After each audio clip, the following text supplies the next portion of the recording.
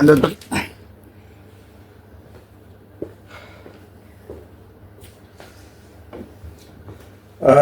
வணக்கம். இன்றைக்கு எத்தனை தேதி? 28 29 டிசம்பர் மாதம். நாங்கள் டிசைட் பண்ணியிருக்கோம். எங்கள் 2 பேரையும் உங்களுக்கு தெரியும். நான் டாக்டர் ராமநாதன் அர்ச்சுனா, கௌசல்யா நரேந்திரன். ரைட், நாங்கள் இப்போ டிசைட் பண்ணியிருக்கோம் என்றால் கனக யூடியூப்ஸ் வந்து தங்களுக்கு விரும்பின மாதிரி வீடியோஸ் போட்டு கொண்டிருக்கிறபடியா ரியல் திங்ஸை வந்து பொதுமக்களுக்கு வடிவாக விளங்கப்படுத்தி பார்க்கணும்னு யோசிக்கிறேன். முக்கியமாக சுகாதாரம் சம்பந்தமான பிரச்சனை. அதில் வந்து இப்போ கௌசல்யா என்னோட கேள்வி கேட்பேன். உங்களுக்கு என்ன வேணா கேட்கலாம், நோ இஷ்யூஸ். ஏன்டா நீங்கள் ஒரு லோ கிராஜுவேட்டாக வந்து உங்களுக்கு டாக்டர்ஸ் இந்த ட்ரேட் யூனியன் டாக்டர்ஸ் எப்படி ஒர்க் பண்ணுற டியூட்டி ஹவர்ஸ் அது சம்பந்தமான கணக்கு டவுட் உங்களுக்கு இருக்கும். அதோட தொடர்ந்து நீங்கள் என்னோட ஒர்க் பண்ண போகிறபடியாக நீங்கள் என்னோட முக்கியமாக எங்களோட டாக்டர்ஸ் டியூட்டி அது சம்பந்தமான முழு கேள்வின்னு கேட்கலாம். ஏதாவது என்ன எங்கேருந்து ஸ்டார்ட் பண்ண ஆரம்பிக்கிறீங்க? எங்கே ஸ்டார்ட் பண்ண விரும்புறீங்க? ஃபர்ஸ்ட் அந்த ஜிஎம்ஓஏ சம்பந்தமாக கேட்க விரும்புகிறேன். ஏன்னா ஒரு லோ ஸ்டூடெண்ட்டாக அதை விட ஒரு பப்ளிக்காக எனக்கு அதை பற்றின நாலேஜ் இல்லை, அறிவு இல்லை. என்ன போல நிறைய பேருக்கு ஜிஎம்ஓ என்னன்னு தெரியாமல் இருக்கலாம். அதில் நிறைய பிரச்சனைகளும் வந்திருக்கு உங்களுக்கு. இந்த ஜிஎம்ஓஏ பற்றி ஒரு சின்ன ஒரு விளக்கம்.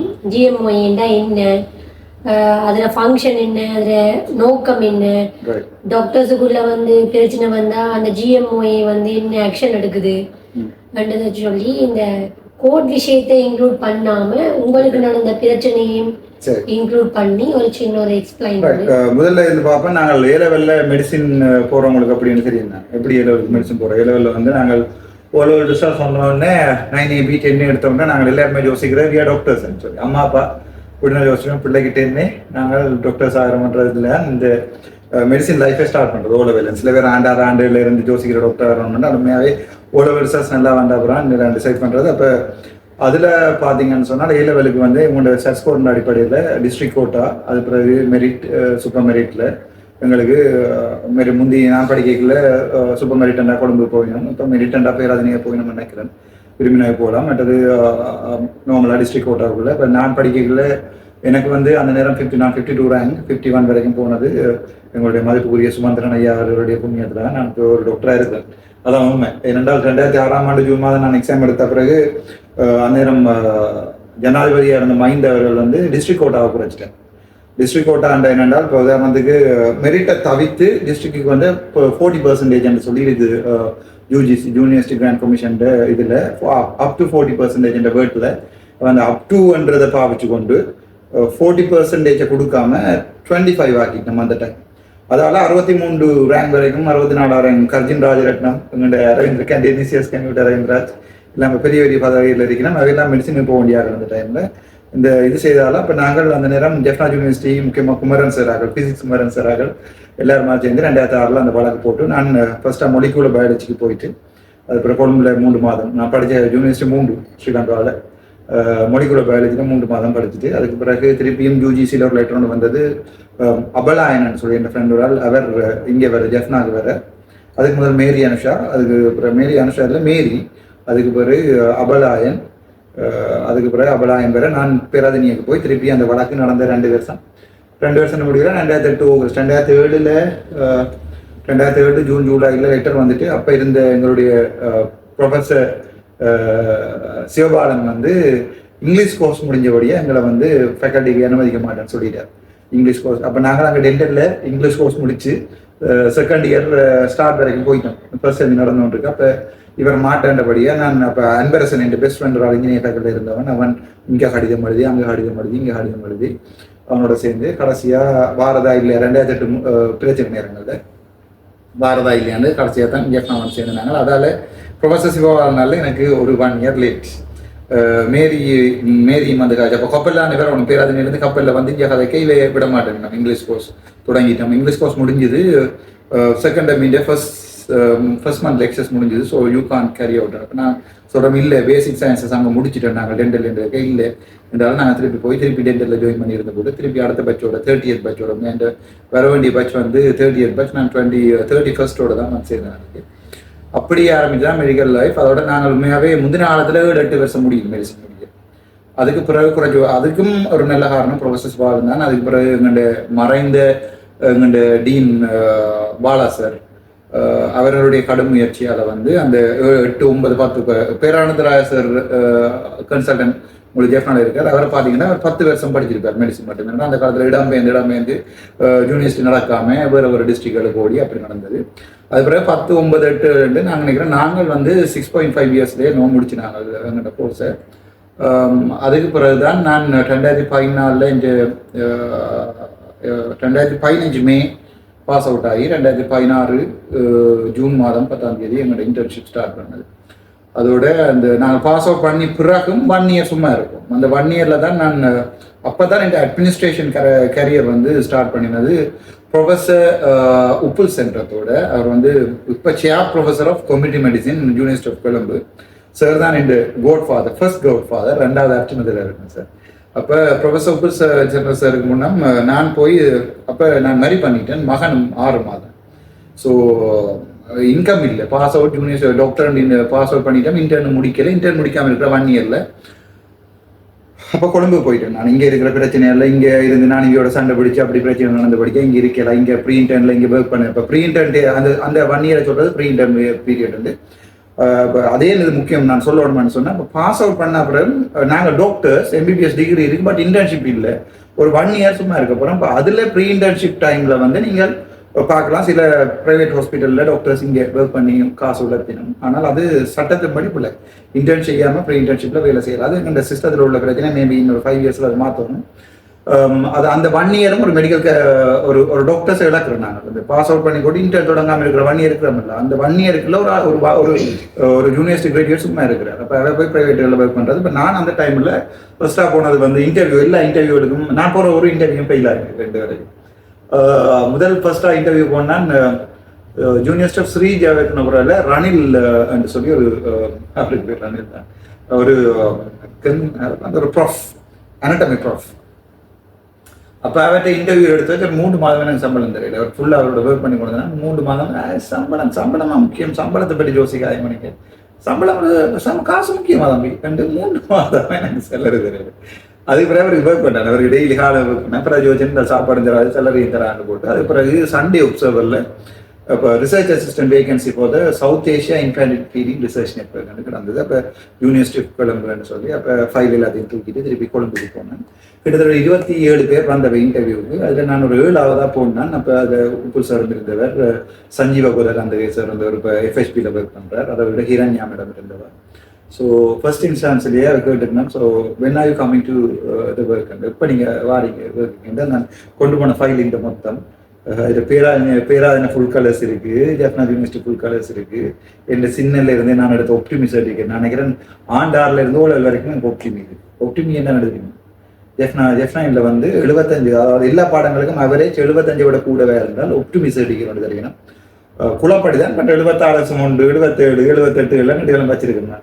எல்லாத்துலேயும் குறைஞ்சின்னு வந்தாலும் திருப்பி ஆட்டை போட்டு எடுத்துக்குவேன். ஆட்டுக்கு 97, 100க்கு 98 வரும். அப்போ குறைஞ்ச பாடங்கள் எல்லாத்தையும் கவர் பண்ணிருக்கோம். எல்லா வருஷம் என்னோட ஒப்டிமி இருக்கும்னு நினைக்கிறேன். அப்போ அந்த சர்டிஃபிகேட் எல்லாம் பார்த்தா பிறகு இப்போ பாருங்க கேட்டு ப்ரொஃபஸர் சார். அப்போ நான் சொன்னேன் சார் என் டைம் பாருங்க சேலரி பாருங்க. நான் சொன்னேன் married sir, but I have a kid, no income, but any particular salary is fine சொல்லி அப்போ ஃபர்ஸ்ட்டாக 2016 30,000 தந்தவர். அதுக்கு பிறகு 60,000 தந்தவர்.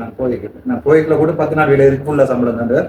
அந்த மாதிரி நான் அங்கே வேலைனா இப்போ உப்புல் சாரோட வேலைகளை தான் உண்மையாகவே ஒரு அட்மினிஸ்ட்ரேஷன் என்ன விளங்கி கொண்டது. இப்போ ஒரு இன்வாய்ஸ் என்ன, ஒரு பேங்க் ரீகன்சிலியேஷன் என்ன, ஆடிட் என்ன, ஒரு ஆடிட் ரிப்போர்ட் எப்படி தயாரிக்கிறது, இன்லேண்ட் ரெவென்யூ என்ன, செக்ரட்டரி ஜெனரல் ரெஜிஸ்டர் டிபார்ட்மெண்ட் என்ன, அது எல்லாமே அவர்கிட்ட தான் பழகும். ப்ரொபோசல் எப்படி எழுதுறது. உதாரணத்துக்கு அந்த டைம் நாங்கள் 2015 November 22nd 23rd ஃபர்ஸ்டான international conference வந்து வச்சுனாங்க. அந்த இன்டர்நேஷனல் கான்ஃபரன்ஸ் வந்து ஃபர்ஸ்டாக ஸ்ரீலங்காவில் நடந்த maternal and child nutrition international conference வந்து அதுதான் ஃபர்ஸ்ட் டைம். ஸோ சார்கிட்ட போனால் நான் ரிசர்ச் அசிஸ்டண்டாக சார் எனக்கு தந்த வேலை வந்து செக்ரட்டரி போஸ்ட் வந்து அதில் இன்டர்நேஷனல் கான்ஃபரன்ஸ் அது வந்து 200 இன்டர்நேஷனல் பார்ட்டிசிபென்ட். ஸோ அந்த டைமில் அந்த ஏஆர்ஃபேர் எப்படி புக் பண்ணுறது, ஃபாரின் கெஸ்ட்டை எப்படி நாங்கள் வெல்கம் பண்ணுறது, அதாவது கிங்ஸ்பரியில் ரமடாவில் எல்லாமே அக்கமடேஷனாக இருக்குது. இப்போ நானும் உமேஷ் பார்த்து கொண்டு போகிறீங்கள உமேஷ் ஒரு ஃபாரின் கிராஜுவேட் சிங்கரை போய் 2 பேரும் மற்றது பார்த்தீங்க 3 பேரும் சேர்ந்து தான் ஒரு இது செய்யணும். அந்த டைமில் தான் ஒரு அட்மினிஸ்ட்ரேஷன் ஒரு ஆசனம் வந்து அப்போ அரவிந்த் விக்ரமசிங்கன்னு சொல்லி அவர் சீனியர் ஹோமிடி மெடிசன் அண்ணா அவரால் இப்போ அவர் தான் நம்ம படிப்பது ஒரு எக்ஸ்ட்ரா சீட்டில் எப்படி டேட்டா என்டர் பண்ணுறது, எப்படி நான் ஒரு இன்டர்நேஷனல் கான்ஃபரன்ஸ் நடத்திக்கல சும்மா டேட்டா என்டர் பண்ணாமல் ஒரு சும்மா கையில் கொப்பியில் இல்லாமல் எழுதி ஃபோன் நம்பர்லாம் வச்சிருக்கல. அப்போ அவையோட இமெயில் எப்படி ரிசீவ் பண்ணுறது, அவையோட அப்ட்ராக்ட் போடுவினோம், அவையோட ஃபுல் ஆர்டிக்கல் போடுவினோம், அதை ரிட்டர்ன் பண்ணணும், இமெயில் எப்படி பாவிக்கிறது, இமெயில் எப்படி ரிப்ளை பண்ணுறது. அப்போ உப்பு சாருக்கு நான் எழுதி போட்டு இமெயில் பண்ணேன், சார் அதை திருப்பி கரெக்ட் பண்ணி போட்டு இமெயில் பண்ணார். அப்படி ஒரு பெரிய ஒரு இது ஏர்ன் பண்ணினது university of Colombo faculty of medicine. அதுக்கப்புறம் இன்டர்ன் செய்ய நான் கலுபோவில் நான் அப்படி ப்ரீ இன்டர்னில் இருக்கைக்கு ஜிஎம்ஓ கேட்டபடியே தான் நான் சொன்னேன். நான் ப்ரீ இன்டர்னில் இருக்கைகளே நான் ஜிஎம்ஓவில் ஒரு டெம்பரரி மெம்பர்ஷிப் எடுத்துட்டேன். ஏனென்றால் அப்போ எனக்கு தெரிஞ்சது GMOA என்றால் என்ன அர்த்தம் என்றால் கவர்மெண்ட் மெடிக்கல் ஆஃபீஸர்ஸ் அசோசியேஷன். அப்படி என்றால் அரச அதிகாரிகள் அரசாங்க அதிகாரிகள் தொழிற்சங்க நிறுவனம் ஏதோ அப்படி கவர்மெண்ட் மெடிக்கல் ஆஃபீஸர்ஸ் அசோசியேஷன், அதாவது ஒரு ட்ரேட் யூனியன் இதுதான். உங்களுக்கு தெரியும், உங்க ட்ரேட் யூனியன் லோ எல்லாம் படிச்சிருப்பீங்க நினைக்கிறேன், labour low trade union low எல்லாம் படிச்சிருப்பீங்கன்னு நான் சொல்லிட்டு படித்தேன். அது என்னென்றால் உண்மையாகவே ட்ரேட் யூனியன் என்ற லோ வந்து ஏன் கிரியேட் பண்ணப்பட்ட என்றால் உங்களுக்கு இண்டஸ்ட்ரியல் ரெவல்யூஷன் சொல்லி கேள்விப்பட்டிருப்பீங்க தெரியுமா? இண்டஸ்ட்ரியல் ரெவல்யூஷன் இப்போ எங்கே நடந்தது? French industrial revolution. முந்தின காலத்தில் என்னென்றால் நான் லோ படிச்சிருக்கேன் சொல்லிட்டு அதை சொல்றேன். அது என்னென்றால் அது அங்கிருந்தா இந்த இண்டஸ்ட்ரியல் லோ இல்லாமல் வந்தது, லேபர் லோ இல்லாமல் வந்தது. சொல்லுங்க நீங்கள் லேபர் லோ பற்றி சரி, அதை நான் சொல்றேன், படித்ததை வச்சு சொல்றேன். ஏன்றால் HR படிக்க சார்ட்டர்ட் HRM படிக்கிறேன் நான். அதில் HR லோ எல்லாம் படிப்பிச்சு அதெல்லாம் நான் மாஸ்டர்ஸ் LLM வந்து HRM போட்டு இப்போ தொடங்கி ஒரு 3 மாதத்தில் ட்ராப் ஆகிட்டு I'm going to study again. Will study together. நீங்கள் எது போட்ட நீங்கள் மாஸ்டர்ஸ் கிரிமினல் அட்மினிஸ்ட்ரேஷன். ஸோ நான் HR படிக்கிறேன், நீங்கள் கிரிமினல் அட்மினிஸ்ட்ரேஷன் படிக்கணும், யூஸ்ஃபுல்லாக இருக்கும். அதில் அந்த இண்டஸ்ட்ரியல் ரிவல்யூஷன் முந்தின ஒரு காலத்தில் வந்து உங்களுக்கு தெரியும் எங்களோட தேயிலை தோட்டத்தில் வேலை செய்கிறார்கள் வந்து இப்போவுமே அடிமையாக தான் வச்சிருக்கேன், இப்போவுமே லயங்களில் அடிமையாக தான் வச்சிருக்கணும். அது நீங்கள் பார்த்தா தெரியும்.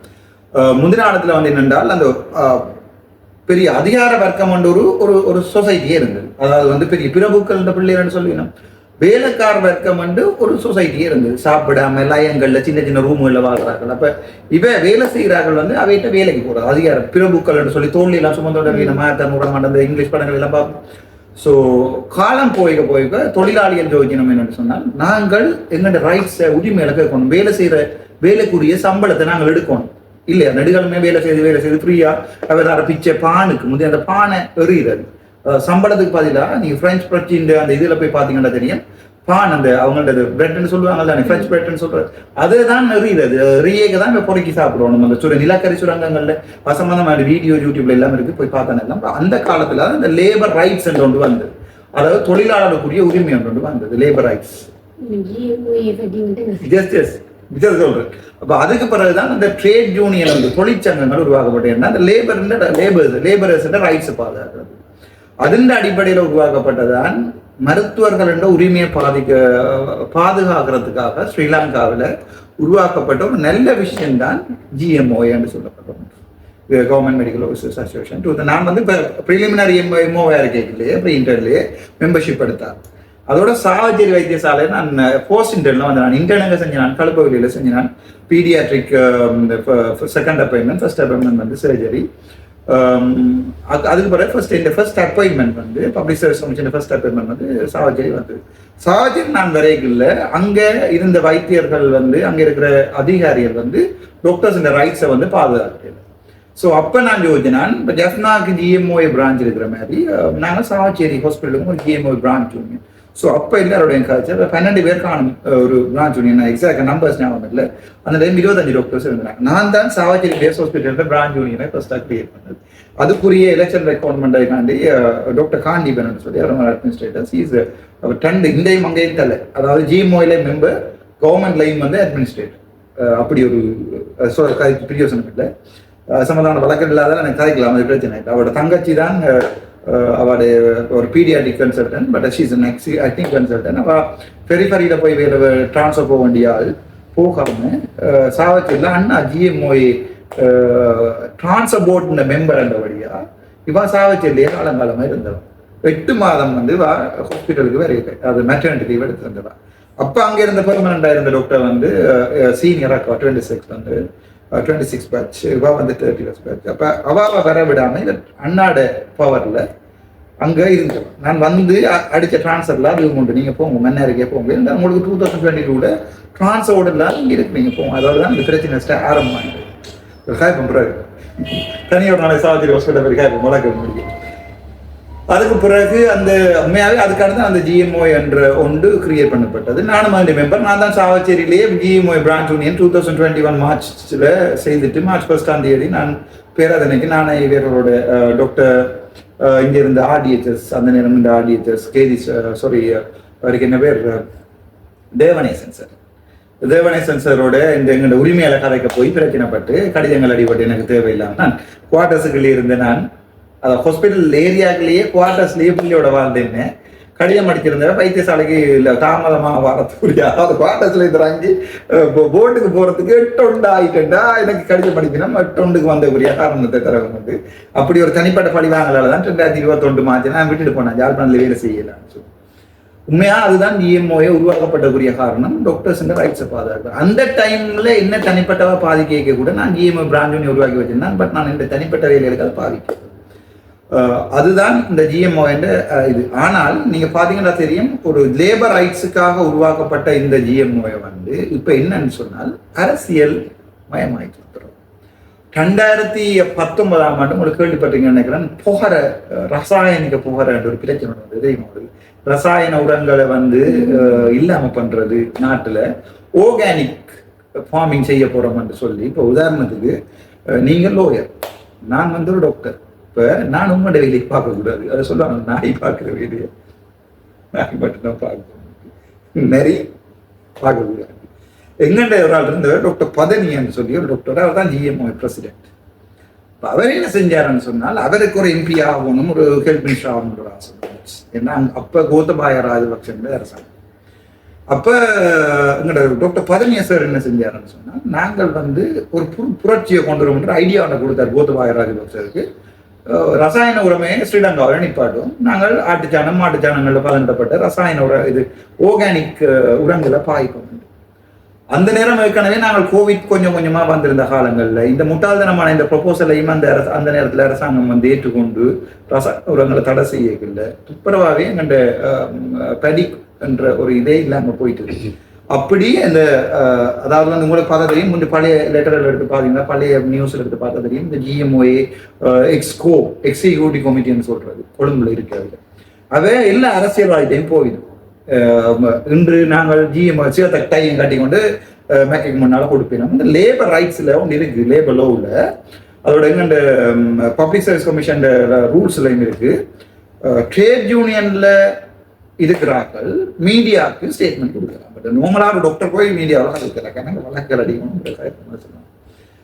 இப்போ நான் ஒரு சாதாரண ஒரு எம்ஓ டாக்டர் தான், 2 வைங்க, நான் போய் மீடியாவுக்கு முன்னால் இருந்து மயக்க வேண்டிக் கொண்டு எங்களை சுகாதார அமைச்சை பற்றியோ அதோடோ எல்லாம் கதைக்கிறது. ஈகோடும் படி அது ஈகோட் வயலேட் பண்ணினா. இப்போ நான் ஈகோட்டை வயலேட் பண்ணினேன் தான் 2024 ஆண்டு என்ன பப்ளிக் சர்வீஸ் கமிஷன் வந்து unacceptable behaviour of doctor Ramanathan நச்சுனா என்னோட ஃபேஸ்புக்கில் ஒரு ஹாஸ்பிட்டலை பற்றி போட்டுட்டேன் தான் என்ன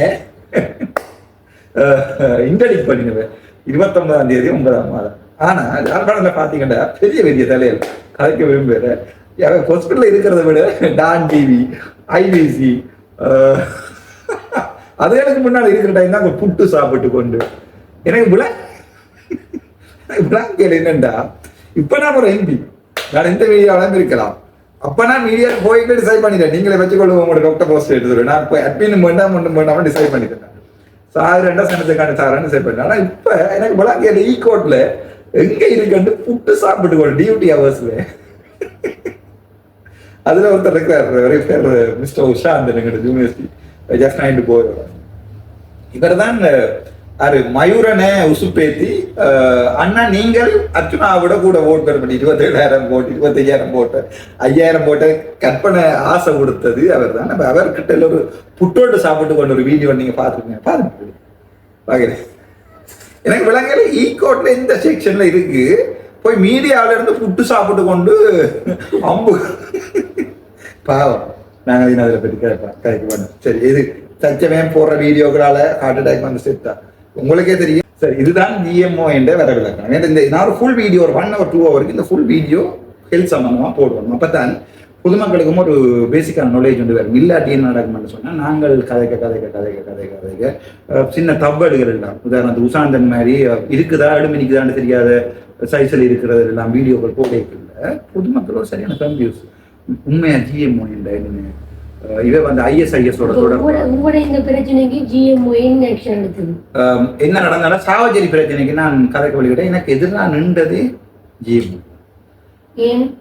ஏனென்றால் நான் அப்போ ஒரு அட்மின், ஹாஸ்பிட்டல் அட்மினிஸ்ட்ரேட்டர் தானே. ஸோ அந்த ஈகோ அது உதாரணத்துக்கு என்ன சொல்றது, நான் திடீரென்று எம்பி ஆயினோன்னா நீங்க பார்த்தா தெரியும், அந்த சுரேஷ் பிரேமச்சந்திரன் அவர்கள் அவரை யாருமே கணக்கெடுக்கிறது ஓடி போய் அவர் இபிஆர்ல கொண்டோ ஏதோ பிளட்டுடைய தலைவர் ஏதோ ஒரு ஒட்டுக்குழுக்கள் ஆயுத குழுக்கள் தலைவர். அவர் விரும்பியோ விரும்பாமலோ அவர் கொலை செஞ்சது சம்பந்தமா ரெக்கார்ட் சொல்லி இருக்கு. அவரே சொல்லிக்கார், பலஸ்தீன்ல போய் ஆயுத பயிற்சி எடுத்தினான்னு சொல்லி அதிலேயே போட்டுக்கார். அப்படி ஒரு ஒட்டுக்குழுக்கள் ஒரு அப்படி ஒரு ஈகோ. அவரே உங்களுக்கு ஞாபகம் இருக்கும், ஒரு என்ன பேஸ்புக்ல 1000 followers இருக்கிறார்கள், இந்தியா வரலாம் வீடியோ போட்டு அதே அவரே இப்போ ஓடி போய் ஒரு யூடியூப் மட்டும் நிற்கிறார். நீங்க பார்த்துருப்பீங்க தெரியும். இவர் எப்படியே எம்பியா வந்துட்டார், ஆனால் இவருக்கு வேலை செய்ய தெரியாது பார்த்துருக்கீங்க நினைக்கிறேன். இப்ப இந்த பிரச்சனை சாவச்சேரி பிரச்சனை நேரம் உண்மையாவே நான் யாரையுமே பாதிக்கிற மாதிரி ஒரு ஆக்ஷனும் எடுக்கல. ஏனென்றால் இந்த பிரிலிமினரி இன்கொயரி ரிப்போர்ட்டே வெளியே போட்டுட்டேன். பிரிலிமினரி இன்கொயரி ரிப்போர்ட்டே போடாம தான் என்ன சுகாதார அமைச்சு இன்டெடிக் பண்ணினா என்ன கவலை, இன்டெடிக் பண்ணினால என்பிபிஆர் அனுமதி இன்டெடிக் பண்ணி இப்ப பாலித மைவால இங்கே தெரியாது. இப்ப இருக்காரா செத்து போயிட்டாரா, நாளைக்கு பாலித மைவால செத்து போயிட்டாரா என்றுதான் நியூஸ் பேர் தெரியும். அதை தான் சொல்றேன் கடவுள் என்று சொல்லி. அதை புத்திர நம்பினா புத்திர நம்பிட்டேன், நான் இந்துவ நம்பினா இந்துவ நம்புறேன். இல்லை என்னடா நாங்கள் ஆடுற ஆட்டம் உண்டு யார் ஒருத்தன் படி ஒப்சர்வ் பண்ணி கொண்டு தான் இருக்கிறோம். எனக்கு இன்டெடிக் அடிச்சு கடிதம் பண்ணி 29ஆம் மாதம் 29ஆம் மாதம் இன்டெடிக் பண்ணினால் 11ஆம் மாதம் 14ஆம் தேதி ஆள் இன்டெடிக் பண்ணி ஏன் இன்டெடிக் பண்ணின ஒரு லெட்டர் கூட இல்லை, ஒரு எக்ஸ்பிளனேஷன் கூட இல்லை. Unacceptable behaviour of doctor Ramanathan வச்சுக்கோங்க. அது என்னது அன்அக்செப்டபிள் பிஹேவியர்ன்றது எனக்கு இந்த வரைக்கும் தெரியாது. நாங்கள் வழக்கில் போய் வெளியலாம், அது வேற பிரச்சனை. பட் இதில் போய் திருப்பி நான் ஜாயின் பண்றதா இல்லை, அது உண்மையான விஷயம். வேற என்ன உங்களுக்கு ஜிஎம்ஓ சம்பந்தமா தெரியும்? நான் ஜிஎம்ஓ வந்து என்ன ஆக்ஷன் எடுத்தது உங்களோட பிரச்சனை? ஜிஎம்ஓ எனக்கு எதிராக தானே ஆக்ஷன் எடுத்தது அந்த நேரம். அது ஏனென்றால் அவை சொன்ன குற்றச்சாட்டுகள் டாக்டர்ஸ் வந்து அதுல ஒரு வழக்கு சம்பந்தம் வழக்கில் பற்றி காய்க்கிறேன். நான் டாக்டர்ஸ் தன்னிச்சையான எனக்கு இதுல நாலேஜ் இல்லாதபடியா கேக்குறேன். உங்களோட ரைட்ஸை வந்து அவை நீங்களும் ஒரு டாக்டர் பேஸ், நான் ஒரு ஜிஎம்ஓ மெம்பர், ஹார்ட்கோர் மெம்பர். நான் தான் பிரைம் யூனிவர்சிட்டியா பண்ணேன் சார். அப்ப உங்களுக்கு பிரிலிமினரி இன்குவரி ஏதாவது நடந்திருக்கும். சோ அதாவே வெச்சிருக்கோம். ஒரு 8 क्वेश्चन போட்டு உங்களோட அன்அக்செப்டபிள் ஆக்ஷன்ஸ்னு சொன்னா அதுல ஏதாவது டிசிப்ளினரி ஆக்ஷன் எடுத்துருக்கோம். அப்படி ஏதாவது எடுத்தவையா? ஒண்ணுமே எடுக்கல. அதுல இவ ஜிஎம்ஓ பிரான்ச் யூனியன் அந்த லெட்டர்ஸ் எல்லாம் கிட்ட எடுத்ததெல்லாம் ஒரு 8 நான் செய்த பிள்ளையாமன்னு சொல்லி 8 பிள்ளைய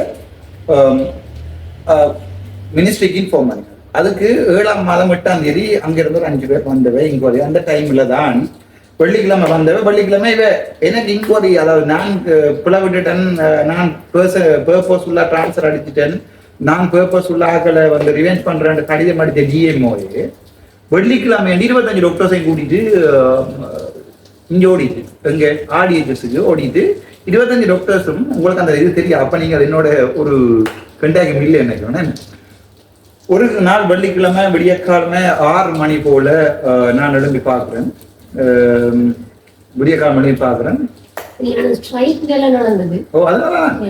மணி போல எழுதி பார்த்தால் வளமையான என்னுடைய குவார்டர்ஸ்ல இருந்து பார்த்தா ஹாஸ்பிட்டல்ல போராட்டம் தெரியும்.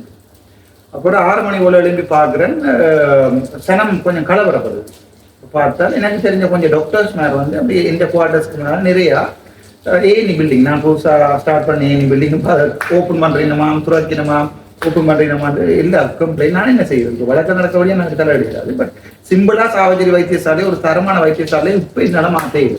சுகாதார அமைச்சரையும் கதைச்சு அதை திருப்பி ஒரு ரிவைஸ் பண்ணி எம்ஓஸும் போட்டு என்னால் செய்யணும், வழக்கம் நடத்துறபடியே நான் பற்றி கதை. இப்போ ஜிஎம்ஓஏல வந்து உங்களுக்கு பிரசிடென்ட் செக்ரட்டரி அப்படி இருப்பீங்கன்னு நினைக்கிறேன். வேறு எப்படியான ஆக்ஷன்ஸை நீங்கள் உங்களோட ஹெட்டுக்கு சொல்லலாம் தானே? அவதான் கம்ப்ளைண்ட் பண்ண. அதாவது இப்போ இப்படிதான் உங்களுக்கு தெரிய மாட்டேன், ஜிஎம்ஓஏ மத யூனியன் ஒன்று இருக்கு ஜெஃப்னாவில். அதுக்கப்புறம் ஒவ்வொரு பிரான்ச்சுக்கும் இருக்கு, அது ப்ரொவின்ஸுக்கு இருக்கு. நொதம் ப்ரொவின்ஸுக்கு ஜிஎம்ஓஏ நொதம் ப்ரொவின்ஸ் ஒன்று இருக்கு.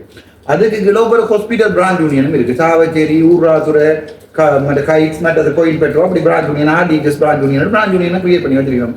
சாவச்சேரி நான் தானே கிரியேட் பண்ணது. சாவச்சேரி பிரான்ச் யூனியன் ஜெஃப்னாக்கு கம்ப்ளைண்ட் பண்ண, ஜெஃப்னா மத யூனியனுக்கு கம்ப்ளைண்ட் பண்ண, மத யூனியன் நேர சுகாதார அமைச்சர் கடிதம் அடிச்சது. நான் இப்படி 8 பிள்ளை விட்டுருக்கேன். அந்த 8 பிள்ளைகள் என்னென்றால் உங்களோட பிரச்சனை உங்களோட அதாவது நோர்தர்ன் ப்ரொவின்ஸுக்கு இருக்குன்னு தானே, அவங்கள ஹெட் செக்ரட்டரி வந்து ஏதாவது பிள்ளை விட்டா உங்களுடைய வந்து பிள்ளையான முடிவு எடுக்கப்பட்டேன்னு சொன்னா நீங்க அதை ஹெட்டுக்கு இன்ஃபார்ம் பண்ணிட்டு உண்மையா நான் ஒரு கவர்மெண்ட் சேவன் அடிப்படையில் மத யூனியனோட எனக்கு எந்த கனெக்ஷனுமே இல்லை. அதோட என்ன தெரியுமாண்டா, ஜிஎம்ஓ எப்பவும் அட்மினிஸ்ட்ரேட்டருக்கு எதிராகத்தான் வேலை செய்யும். உங்களுக்கு எந்த ஜிஎம்ஓ பிராண்ட் யூனியன் எடுத்து பார்த்தாலும் அந்த ஹாஸ்பிட்டல் டைரக்டரோட எதிராகத்தான் வேலை செய்யும். அதாவது இப்போ ஹாஸ்பிட்டல் டைரக்டர் சொல்றார், ஓகே ஓபிடியில் இருக்கிற எம்ஓவை நீங்க அவருக்கு அங்க சர்ஜிக்கல் போர்ட்ல ஒருத்தரும் இல்லை, சரம் கூட நிற்குது, ஒரு கவர் அப் பண்ணுங்கோண்டா ஜிஎம்ஓ பண்ணு பழைய ஃபைல் இல்லாத எடுத்து ஓடியதும் ஒரு ஒரு ஓபிடியில் நிற்கிறாள் அங்கே அனுப்பிடா சட்டப்படி சொல்லி. அதுக்கு தான் ஜிஎம்ஓ இருக்கு. அதாவது இப்போ உதாரணத்துக்கு ஒரு டாக்டர் ஒரு ஆள் 31 நாள் வேலை செய்ய வேண்டிய நேரத்தில் 12 நாள் தான் வேலைக்கு வர. பட் இவர டைரியில் எழுதியிருக்கு 31 நாளும் வேலை செய்யற மாதிரி எழுதியிருக்கு, ஃபுல்லோ ஓவர் டைம் சொல்லி அதையும் விளங்கப்படுத்துறாங்க. அந்த டைம்ல ஒரு டிரெக்டர் அப்போ ஒரு ஆக்ஷன் எடுக்க போறாரு. இவரை கடிதம் அடிக்கிறேன்னா நீங்கள் 18 நாள் தான் ஹாஸ்பிட்டலுக்கு வந்துருக்கீங்க, 12 நாள், பட் நீங்க 31 நாள் வழி இருக்கீங்க டைரியில், எனக்கு விளக்கத்திரம் அடிச்சா அடுத்த நாளே ஹாஸ்பிட்டல் ஃபுல்லாக ஸ்ட்ரைக். அந்த ஸ்ட்ரைக் யார் செய்யறது? Government medical officers association. அதுதான் தெரியும். ஏனென்றால் டாக்டர்ஸ் இந்த ரைட்ஸை பாதுகாக்கிறோம். டாக்டர்ஸ் இந்த சம்பளம் குறைவு. லண்டன்ல ஒரு டாக்டருக்கு 17 லட்சம் சம்பளம், இங்க நாங்கள் 1.5 லட்சம் சம்பளம் தான் வேலை செய்கிறோம். ஆகவே நாங்க வைத்தியசாலைக்கு வாரமா இல்லையன்றதை கேட்கலாம். அதுதான் ரைட்ஸை பாதுகாக்கிறது. ஓகே, டாக்டர்ஸ் பிளவிட்டாலும் அவைதான் கேட்கும். இல்ல அதையும் பாதுகாக்கிற மாதிரி நடக்கிறேன்னு சொன்னா அதை நீங்க கம்ப்ளைண்ட் பண்றதுக்கு ஒரு ஹெட்டுக்கு ரைட் இருக்குது. அதே நாங்கள் எங்க கம்ப்ளைண்ட் பண்ண அதான் நம்ம பிரச்சனை என்றால் சுகாதார அமைச்சர் பாத்தீங்கன்னா சுகாதார அமைச்சர் இருக்கிற டிஜி டைரக்டர் ஜெனரல் ஹெல்த் சர்வீஸ் இப்ப இருக்கிறார் அசைல குணவர்த்தன. அவர் எப்படி வந்தவர் பார்ப்போம். சுகாதார அமைச்சர் சரிதான், அவர் எப்படி வந்தவர் இட்ஸ் ஓகே தெரியுது. அவர் எப்படி வர அந்த டிஜி அப்பாயின்மெண்ட் இன்னும் this is administration, this rules. நான் பிள்ளையா சொல்லணும்னு சொல்லு. டைரக்டர் ஜெனரல் ஹெல்த் சர்வீசஸ் வந்து அப்பாயின்மெண்ட் பண்றது கேபினெட் ஆஃப் மினிஸ்டர்ஸ். இப்போ சாதாரணமாக ஒரு டாக்டர் எம்ஓவை அப்பாயின்மெண்ட் பண்றது வந்து பப்ளிக் சர்வீஸ் கமிஷன். உங்களுக்கு ஒன்று தெரிய வேணும், அரசாங்க ஊழியர்ண்டா என்ன, கவர்மெண்ட் சர்வன்டா என்ன. கவர்மெண்ட் சர்வன்டா ஆறு, அதாவது வந்து ஒரு கவர்மெண்ட்டுக்காக ஒர்க் பண்ற ஒரு ஊழியர். அவரை அப்பாயின்மெண்ட் பண்றது முப்படைகளையும் ஜனாதிபதி அலுவலகத்தையும் தவிர்த்து. சரியா, முப்படைகள் தெரிந்த உங்களுக்கு போலீஸ் போலீஸ் முப்படைகளையும் போலீஸுக்கு போலீஸ் ஆணைக்குழு வேண்டி இருக்கு. முப்படைகளுக்கு அது தனியாகவே இல்லை. அது இப்போ யாருமே அப்பாயின்மெண்ட் பேர் கதைக்கிறார். மற்றது ஜனாதிபதி ஊடகத்தில் வேலையிற ஜனாதிபதி அலுவலகத்தில் வேலையாக தானே, அதுக்கு அப்பாயின்மெண்ட் கொடுத்தால் ஜனாதிபதியில செய்யலாம். அதை தவிர்த்து மிச்சம் எந்த இதுகளாக இருந்தாலும் எந்த கவர்மெண்ட் சர்வீஸா இருந்தாலும் அப்பாயின்மெண்ட் கொடுக்கறது வந்து பப்ளிக் சர்வீஸ் கமிஷன். அது விளங்கிட்டு அவங்களுக்கு பொது சேவையால் ஆணைக்குழு சரிதானே. ஆனால் சுகாதாரத்துக்கு பார்த்தீங்கன்னா health committee of public service commission இருக்கும். அதாவது வந்து சுகாதார அமைச்சிலே ஒன்று இருக்கும், பப்ளிக் சர்வீஸ் கமிஷன் பிரான்ச் அங்கே ஒன்று இருக்கும் சரிதானே. அப்போ நாங்கள் வேலை செய்யறது வந்து அரசாங்கம். ஒவ்வொரு டாக்டர்ஸும் ஒவ்வொரு மைனர் ஸ்டாஃபும் ஒவ்வொரு ஹெச்எஸ்ஏயும் ஒவ்வொரு நர்ஸும் வேலை செய்யறது அரசாங்கம். ஆனால் அப்பாயின்மெண்ட்டை பார்த்தீங்கன்னா டாக்டர்ஸ் அப்பாயின்மெண்ட் ஒத்தாரிட்டி வந்து அதோட டாக்டர்ஸ் எப்படி அப்பாயின்மெண்ட் படி நம்ம சொன்னா அதுக்கு இருக்குது மெடிக்கல் சர்வீஸ் மினிஸ்டர். அது ஒரு கெசட் சரிதான். அது சம்பந்தம் நீங்க விளங்கி கொள்ளும். 2014ஆம் ஆண்டு தான் இந்த கம்ப்ளீட்டாவே மெடிக்கல் சர்வீஸ் மினிட்ஸை அமெண்ட் பண்ணினவர். அதாவது வந்து ஒரு ப்ராப்பர் மெடிக்கல் சர்வீஸ் மினிட்ஸை எழுதினது. அந்த மெடிக்கல் சர்வீஸ் மினிட்ஸ்ன்றது என்னன்னா ஒரு ஆக்ட், உங்களுக்கு தெரிந்த அந்த பார்லிமெண்ட் ஆக்ட். அந்த பார்லிமெண்ட் ஆக்ட் வந்து 2014 ஆண்டு 11ஆம் மாதமும் டே 3 2014 ஆக்ட் தானம்மா ஒரு ஸ்ட்ராங்கான ஆக்ட் ஒன்று. அதில் தான் ஒரு எம்ஓவை ஒரு டென்டல் ஆஃபீஸர் எப்படி மெடிக்கல் ஆஃபீஸர்ஸ் இருக்குல்ல, இல்லை டென்டலும் வருது, டென்டல் டாக்டர்ஸும் வரும். எப்படி அப்பாயின்மெண்ட் பண்ணுறது, அதுக்கு என்னென்ன குவாலிஃபிகேஷன் இருக்கணும், அவரோட சேலரி ஸ்கேல் என்ன, SL2 SL3, அவரோட டியூட்டிஸில் அவரோட எந்தெந்த ஹாஸ்பிட்டலுக்கு அப்பாயின்மெண்ட் பண்ணுறது, எந்தெந்த ஹாஸ்பிட்டலில் அதை ஒர்க் பண்ணலாம் என்ற ஃபுல் டீட்டெயிலும் மெடிக்கல் சர்வீஸ் மினிட்ஸ்லாம் இருக்கு. ஸோ எங்கள்ட அப்பாயின்மெண்ட் சம்பந்தமான கவர்மெண்ட் லீகல் டாக்குமெண்ட் வந்து ஆக்ட் வந்து மெடிக்கல் சர்வீஸ் மினிட்ஸ். அதை 2019ஆம் ஆண்டுலையும் அமெண்ட் பண்ணினவர், 2021 அமெண்ட் பண்ணினவர், 2023 அமெண்ட்மெண்ட். அவங்களுக்கு தெரியும் தானே அமெண்ட்மெண்ட் என்ன, அதில் இருக்கிற சின்ன சின்ன பிள்ளைகளை திருப்பி திருத்தம் செய்யும். இதுதான் medical service minutes. Medical service மினிட்ஸ்ல இருக்குதுன்னா ஒரு அப்பாயிண்டிங் அத்தாரிட்டி யாருன்னு கேட்டா அது ஒன்றில் பப்ளிக் சர்வீஸ் கமிஷன் அல்லது சம்பந்தப்பட்ட அந்த லோயர் வேர்ல்டு எனக்கு வழக்கு போட்டு போயிட்டு அவர் காட்டுங்க, அவர் ஒரு கோர்ட்ல அவர் காட்டினா அவருக்கு விளங்கு கேட்டால் அட்மினிஸ்ட்ரேஷன் அர்ச்சனாக படிப்பிக்க கூடாது, லோவுக்குள்ளே நின்றோம், அட்மினிஸ்ட்ரேஷன் எங்களை படிக்க கூடாது. அப்ப நாங்கள் ஒரு சம்பந்தப்பட்ட கோர்ட்ஸ்லேயே சொன்னா ஐயா ஆக்டை பேரணும் சொல்லி, என்னால் ஆக்டில் கிளியரா இருக்கு அப்பாயிண்டிங் அத்தாரிட்டி வந்து பப்ளிக் சர்வீஸ் கமிஷன். ஸோ நான் ஒரு ஹாஸ்பிட்டல் டைரக்டரா இருந்தோடனே இன்னொரு நர்ஸுக்கு அப்பாயின்மெண்ட் கொடுக்கலாமோ இல்லையா? நான் ஒரு பிடிஹெச்எஸ் ப்ரொவின்சியல் டைரக்டர் ஹெல்த் சர்வீஸ் இருந்து வந்து என்னோட டாக்டரை இங்கே அப்பாயின்மெண்ட் பண்ணலாமோ இல்லை. விளங்குது உங்களுக்கு பிரச்சனை. அது யார் அப்பாயின்மெண்ட் கொடுக்கணும்? பப்ளிக் சர்வீஸ் கமிஷன் தான் கொடுக்கணும், அல்லது அப்பாயிண்டிங் அத்தாரிட்டி ஓ ஸ்ட்ரோக் போட்ட அப்பாயிண்டிங் அத்தாரிட்டி. அந்த அப்பாயிண்டிங் அத்தாரிட்டி யாருன்னு சொன்னா secretary of the health ministry of health. அதால டாக்டர்ஸ் அப்பாயின்மெண்டா இருந்தாலும் சரி, டென்டல் ஆஃபீஸர்ஸ் அப்பாயின்மெண்டா இருந்தாலும் அது கொடுக்கப்படுறது சுகாதார அமைச்சின் செக்ரட்டரியால மட்டுமே, அலைய வேற யாராலுமே கொடுக்கல. அதால தான் அப்போ நான் சொல்லி கொண்டேன், இப்போ நான் பெரிய அன்பார்ச்சுனேட்லி இப்போ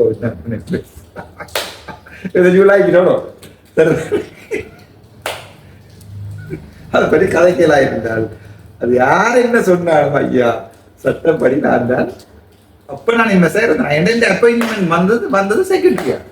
இங்க எங்க சமன் பத்திரன் ஐயா தான் கடிதம் அடித்து கொண்டு ஓடி அந்த ஸ்பீட் அரைவ் பண்ணி கொண்டு ஓடி வந்து போலீஸையும் கூட்டி வந்து உங்களை நான் இப்ப திருப்பி மினிஸ்ட்ரிக்கு அனுப்புறேன் கடிதம் தான் வந்துட்டேன். அப்பதான் கதிரை எழுத்து போட்டிருந்தேன், நான் முடிஞ்ச அரெஸ்ட் பண்ணேன். 7 மணி போலீஸ்கார சொல்லி போட்டாங்க ஐயா இது டாக்டர் மேடம் அரெஸ்ட் பண்ணி கூப்பிட்டது கடிதம். அதனாலதான் அண்டை வரைக்கும் நான் எழுதுறேன். அதுதான் பிரச்சனை சார். தான் அப்பாயிண்டிங் அத்தாரிட்டி இப்போ விளங்கிதான் உங்களுக்கு.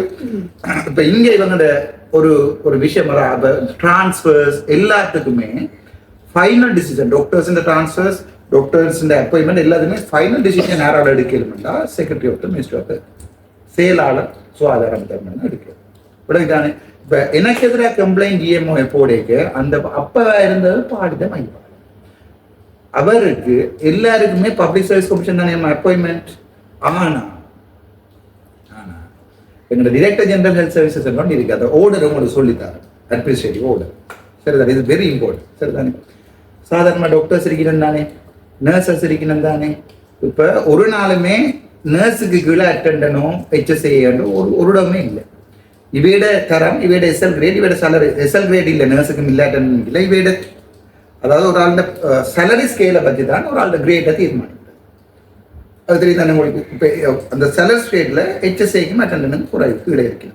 அதுக்கு மேலே அதை விட கூட சேலரி ஸ்கேலில் இருக்கிறது நர்சஸ், அதை விட கூட சேலரி ஸ்கேலில் இருக்கிறது டென்டல் ஆஃபீஸர்ஸ், அதுக்கு மேலே சேலரி ஸ்கேலில் இருக்கிறது யாரு மெடிக்கல் ஆஃபீஸர், அதுக்கு மேலேயும் சேலரி ஸ்கேலில் இருக்கிறது டாக்டர்ஸ், அதாவது வந்து அட்மினிஸ்ட்ரேட்டர்ஸ். நார்மல் மெடிக்கல் ஆஃபீஸர் வந்து SL2 கிரேட். ஓகே. ஆனால் டிஎஸ் ஆஃபீஸில் டிஎஸ்ஆ இருக்கிற ஆள் வந்து SL1 கிரேட்.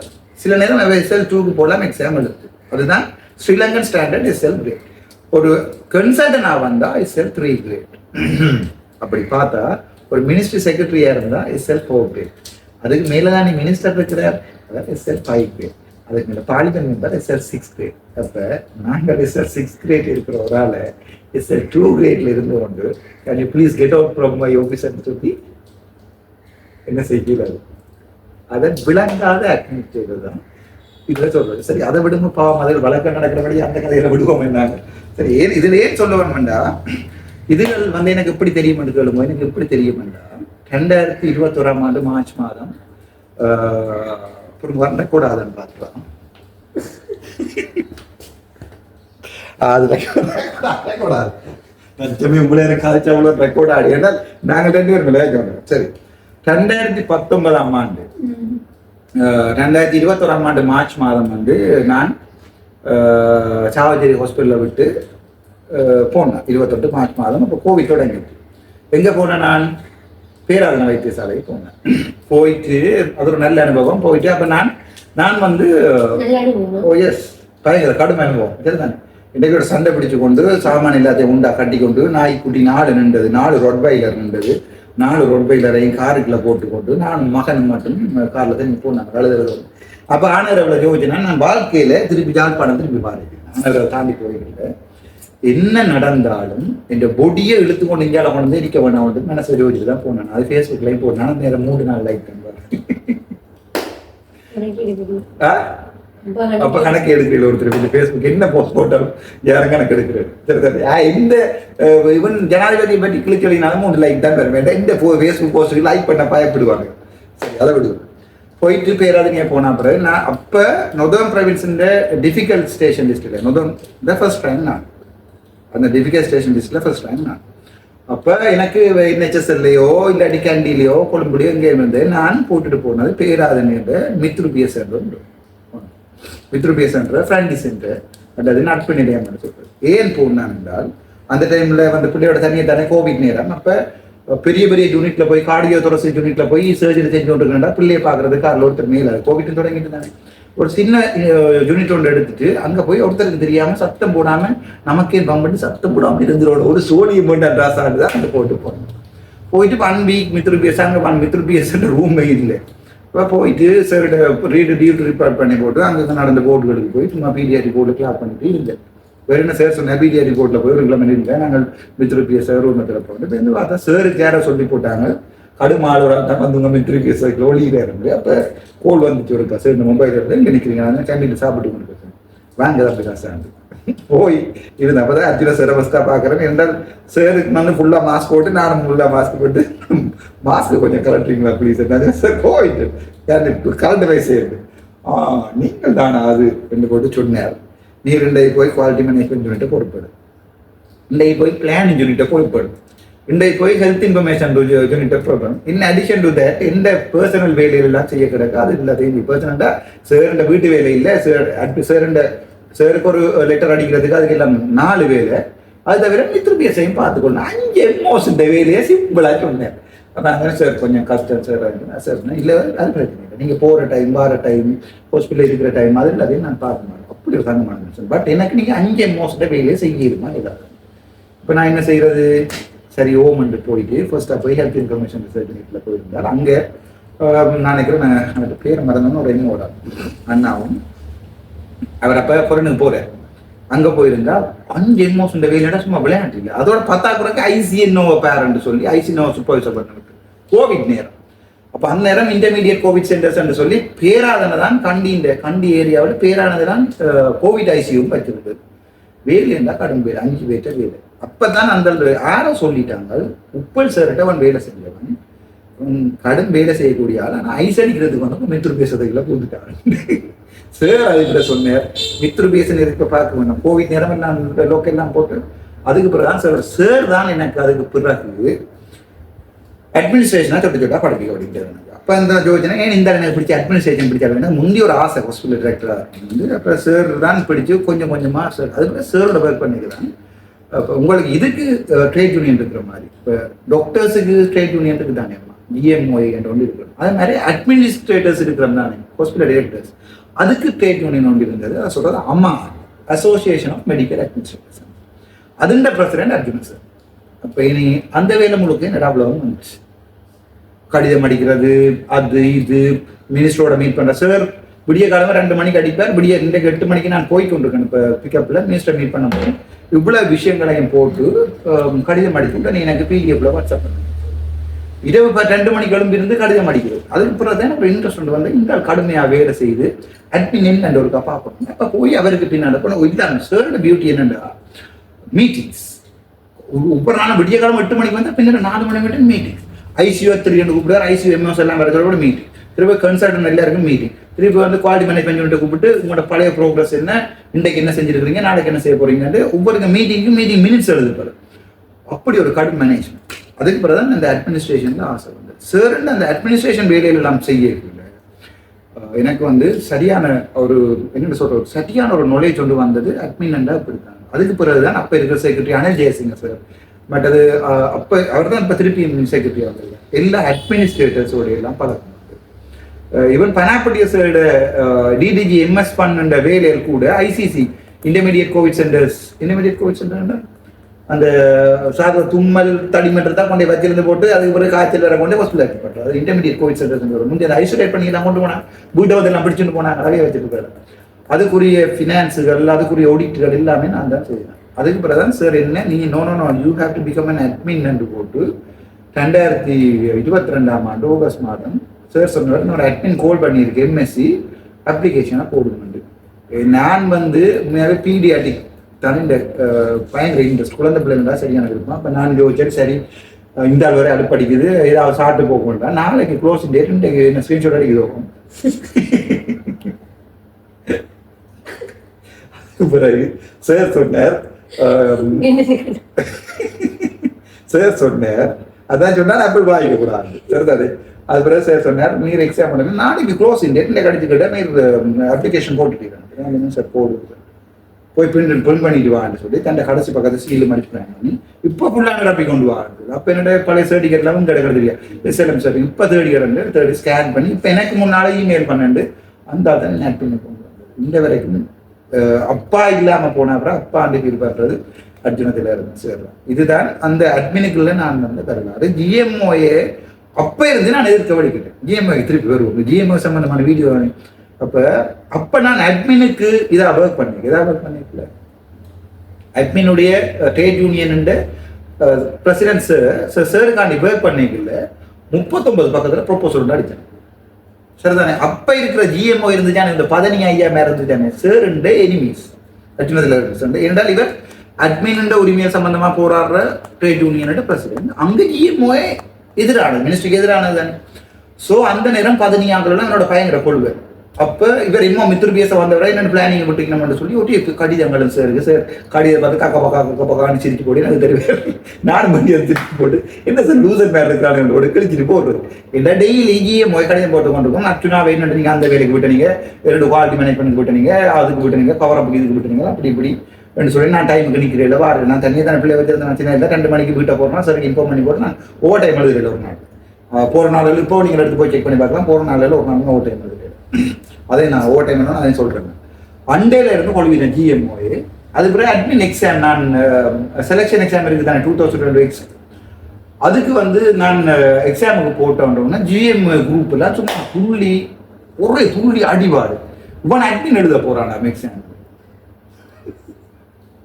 எப்ப இருந்து ஆரம்பிச்சது தான் இருக்கும் சரிதானே. அப்போ இவன் அட்மின் எக்ஸாம் எழுத போறானா, அட்மின் எக்ஸாம் எழுத போறான். இங்க ஜாக்மா ஜிஎம்ஓஏ வாட்ஸ்அப் குரூப்புக்கா இது போனுது இல்லை ஒன்று எழுத போறானாங்க. சார் சொன்னார் நீ இவங்க இன்னும் பாஸ் பண்ண விட மாட்டாங்க கூடாது, நீ ஒவ்வொரு நாளும் கொப்பி எழுதிக்கொண்டு வா படிக்கணும், பாஸ்போர்ட் எழுதி கொண்டு வா. நாங்கள் 2 மணிக்கு வேலையெல்லாம் மீட்டிங் முடிக்கிறது முடிச்சுட்டு வந்து 4:05 மணி மட்டும் இருந்து பாஸ் பேப்பரை செய்யா அள்ளுப்படின்னா பயங்கர அள்ளுப்படி. நான் அதோட 110 அந்த ஆள் படிப்பிச்சதோட 110 அதான் அந்த ஆள் வந்து ரியல் அட்மினிஸ்ட்ரேஷன். அது ப்ராக்டிக்கல் எக்ஸாம் தான் வரும். 2 எம்ஓஆர் அடிபடினா நீங்கள் என்ன செய்வீங்கன்னு தான் கேள்வி வரும். சினாரியோ அப்ப எல்லாரும் ஆன்சர் 2 பேரை கூப்பிட்டு 2 பேருக்கு மூஞ்சியை பற்றி கூப்பிட்டுருக்காரு. சார் அப்படி இல்லை சார் சொல்ல நோ கூப்பிட்டு விசாரிக்கணும். ஒரு முதல் இவரை கூப்பிட்டு விசாரிக்கணும், அப்புறம் அவரை கூப்பிட்டு விசாரிக்கணும், அப்புறம் என்ன இன்சிடென்ட் நடந்ததுன்னு சொல்லி அந்த வோட்ல போய் விசாரிக்கணும். அதுக்கப்புறம் இவர்கிட்ட எக்ஸ்பிளேஷன் கேட்கணும், அவர்கிட்ட எக்ஸ்பிளேஷன் கேட்கணும்னு சொல்லி நீட்டான ஆட்பின்னு சொல்லித்தரேன். அதே தான் எழுதினேன் நான் சொல்ல. நான் 14 119 பேர் எக்ஸாம் எழுதுறேன். ரிசல்ட்ஸ் போட்ட சும்மா ஜிஎம்ஓஏ குரூப் எல்லாம் ஒவ்வொரு ஆட்பின் எக்ஸாம் பாஸ் ஆகும் பெருங்கலை இவர் எப்படி இவர் பாஸ் பண்ணினவர் நீ எனக்கு தெரிய எப்படி பாஸ் பண்ணினவர் என்று சொல்லி ரீசனை சொல்லும் கொண்டு லெட்டர்ல கடிதம் எழுதினாங்க. 16 எக்ஸாம் எழுதின காலத்துல இருந்து ஜிஎம்ஓஏ கடும் லவ் பண்ணுவாங்க சரிதாது. அதுக்கு பிறகு நான் இப்ப அட்மின் உள்ள இருக்க சும்மா இருப்பேன். சரி அப்ப இருந்து ஃபுல் பெர்ஃபார்மன்ஸ்ல ஜிஎம்ஓக்கு எதிராக ஒர்க் பண்ண வலிக்கிட்டேன். அதாவது இவன் இந்த ஜிஎம்ஓயில் இருந்த ஒரு கொஞ்சம் பேர் தான் எல்லாத்தையும் மினிஸ்ட்ரியை மாற்றி படைக்கிறோம். உங்களுக்கே தெரியும் பெரிய பெரிய ஸ்ட்ரைக்கள் எல்லாம் செய்து இவ யாழ்ப்பாணத்தில் ஓலையில் ரீதியா ஓபிடியை நிப்பாட்டுற மாட்டேன். நான் தனி சிங்கிள் மோஷன் போட்டு ஜிஎம்ஓயை நான் இங்கே இடத்துல தாண்டி பார்லிமெண்ட்ல மோஷன் போட்டு ஜிஎம்ஓன்ற உண்டே நான் இல்லா பண்ணிலேன்டா இந்த 5 வருஷத்துல பாருங்க. அதே மாதிரி அது சுகாதாரம் ஆட்டோமேட்டிக்காவே 169. நான் உங்களோட கேபிள பார்த்துருக்கிறேன். நிறைய டாக்டர்ஸ் கால் பண்ணுவாங்க உங்களுக்கு. கால் பண்ணி உங்களுக்கு ஜிஎம்ஓயில் அப்படி நடக்குது இப்படி நடக்குதுன்னு உங்களுக்கு சொல்லுவாங்க. நான் பார்த்துருக்கிறேன். ஏன் இவங்களுக்கு கதைக்கிறாது இல்லை ஏன்னு சொன்னால் நான் நிற்கிற ஒரு 100 டாக்டர்ஸ் இருக்கிறாங்கன்னா அப்படி ஒரு 50 டாக்டர்ஸ் ஆச்சும் ஜிஎம்ஓக்கு அகெயின்ஸ்டா கதைக்கிறாங்க. இதை கதடா அதை கதடா அப்படின்னு சொல்றாங்க. அப்ப ஏன் உங்களுக்கு பிரச்சனை நடக்கல அந்த 50 டாக்டர்ஸ் உங்களுக்கு வேற இல்லை என்னண்டா ஒரு படம் ஒன்று இருக்கு பாத்தீங்கன்னா தெரியுமா? அதுல எல்லாருமே டாக்டர்ஸ் வந்து எப்படி ஒபியஸா தெரியுது சம்திங் ராங் சொல்லி. அப்ப அது அந்த பிடிக்காத டாக்டர்ஸ் எல்லாரும் வெளியே வரலாம் தான் நினைக்கிறேன். அந்த டாக்டர்ஸ் எப்படி ஆனார்கள் ஏ லெவல்ல பயோ எக்ஸாம் எடுத்து போறேன்னு சொன்னா இருக்கிற இடம் தெரியாம இருந்துட்டு போயிடும். 98 வீதத்துக்கு 98 வீதத்துக்கு சரியா பின்பக்கத்தால் மெல்லமா சைக்கிளை கொண்டு விட்டுட்டு அப்படி குடியால மறைச்சு கொண்டு வந்து போட்டுக்குள்ள போனோமா கிளாக் பண்ணினோமா 12 மணிக்கு வீட்டை போயிடணும்ன்றதான் முழு பேட்டையும் பிரச்சனை. என்னண்டா ஒருத்தன் துணிஞ்சு கதைக்கிறான் வார டைம் போற டைம்ல இருந்து தொடங்குவாங்க பிரச்சனை. ஜிஎம்ஓ சரிதானே? இவர் இந்த ஓட்டுக்கு எப்படி வந்தவர், இவர் ஏன் டிரான்ஸ்ஃபர் அடிப்படையில் இவருக்கு ஏன் ஓட்டி சைன் பண்ணுது தங்கண்ட மெம்பர்ஸுக்கு எதிராகவே போய் அடிபடுவாங்க. ஜிஎம்ஓ என்ன செய்யணும்? தண்டை மெம்பரை காப்பாற்ற மெம்பர்ஷிப் ஃபீ வந்து மாதம் 2500 ரூபாயோ இன்னும் வேண்டுவாங்க. அதுக்கு என்ன நடக்குதுன்னு யாருக்குமே தெரியாது. திடீரென்று லீடர்ஷிப் ப்ரோக்ராம் ஒன்று நடத்த எல்லாரும் ஒரே மாதிரி டிஷர்ட் கொடுத்துட்டு ஒரு படம் ஒன்று வருது. என்னண்டா டாக்டர்ஸ்லயம்மா 100ல் 99 விதமானார்கள் அந்த ஒரு படம் ஒன்று இருக்கு. அப்பா ஒரு படம் ஒன்று இருக்கு. அந்த அதுல இருக்கு படிக்க சொல்லுவேன் தம்பி இருக்கிற இடம் தெரியாம இருந்துட்டு போயிடும். அதுக்கு காரணம் வந்து நான் நினைக்கிறேன் இந்த ஜிஎம்ஓ வழி அவங்களுக்கு ஒரு இப்படி ஒரு பிரச்சனை நடக்குதுன்னு சொல்ல போனா அந்த பிரச்சனையை அவங்க அனலைஸ் பண்றாங்க. அப்படியே அதுக்கு மூடி மறைச்சு டாக்டர்ஸை காப்பாற்றுற மாதிரி தான் போகுது. அது என்ன நடக்க மாட்டேன். உதாரணத்துக்கு ஒரு டாக்டர் ஒரு ஆள் திருப்பி காய்ச்சிட்டேன், நான் திருப்பி காய்ச்சிட்டேன், நான் சாதாரணமோ திருப்பி காய்ச்சிட்டேன். நாளைக்கு போய் டிரெக்டருக்கு ப்ரெஷரை கொடுப்பாங்க. இவர் வார டைம் போகிற டைம் எல்லாம் நீங்கள் பார்க்கலையா நாங்கள் முழு பேரும் ஸ்ட்ரைக் அடிப்போம். உண்மையாக பார்த்தா ஹாஸ்பிட்டலில் ஜிஎம்ஓ என்று சொல்லி தவில் அடிச்சு ஒரு சிறிய 3 நாள் தான் இருக்கும். அதை பிடிச்சி ஒரு நாளைக்கு செம்மையாக பச்சை மட்டையால் சாத்தினா இந்த ஹாஸ்பிட்டல் நீட்டாக இருக்கும். ஜிஎம்ஓ ஆக்ஷன் எடுக்காட்டிக்கு அடுத்த ஸ்டெப்ஸ் அங்கே போகலாம். இல்ல இப்படித்தானே நான் எந்த கொஸ்டின் வந்து இப்ப நான் ஒரு பேஷண்டா போறேன் ஹாஸ்பிட்டலுக்கு. எனக்கு இப்போ எனக்கு ஒரு பிள்ளையான மெடிக்கல் நெக்லிஜென்ஸ் ஒன்று நடந்துது. இப்ப நான் அந்த கோர்ஸுக்கு போடுறதை தவிர்த்து கோர்ஸுக்கு போகும். அதை விட வேற இப்ப குறிப்பிட்ட டாக்டருக்கு ஆக்ஷன் எடுக்கணும்னு சொன்னா ஜிஎம்ஓ மூலமா ஆக்ஷன். ஜிஎம்ஓ மூலமா நீங்க டாக்டரை காப்பாத்துற ஜூனியர் இல்ல இப்ப நீங்க போய் ஜிஎம்ஓ மூலமா ஆக்ஷன் எடுப்பீங்க. நீங்க போய் டைரக்ட் ஹாஸ்பிடல் டைரக்டருக்கு ரைட்டிங்ல இன்ஃபார்ம் பண்ணுவீங்க. இது சம்பந்தமா பப்ளிக்கு ஒரு ரிவ்யூ மாதிரி சொல்லுங்க. இப்ப உதாரணத்துக்கு பாப்பா நீங்க ஓபிடிக்கு வந்துட்டீங்க 8 மணிக்கே வந்து இருந்துட்டீங்க. 11:30 வரைக்கும் ஓபிடி டாக்டர் வரையில 11:30க்கு தான் ஆறுதல கார் எல்லாம் பார்க் பண்ணி போட்டு ராஜா மாதிரி வந்து பேசின விடுங்க கொண்டா வண்டி வேற கிளாக் பண்ண வலிக்கிறார். 8 உங்களுக்கு இப்ப கோபம் வந்துச்சு.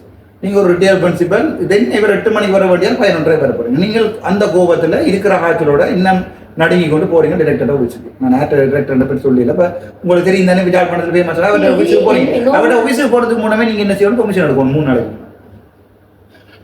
இல்ல நார்மலா இது எல்லா ஹாஸ்பிட்டல்லையும் நடக்கிறோம். லேட்டா வருது பிந்தி பிள்ளையான ட்ரக்ஸ் எல்லாம் கொடுக்கறது அப்படி இருந்தா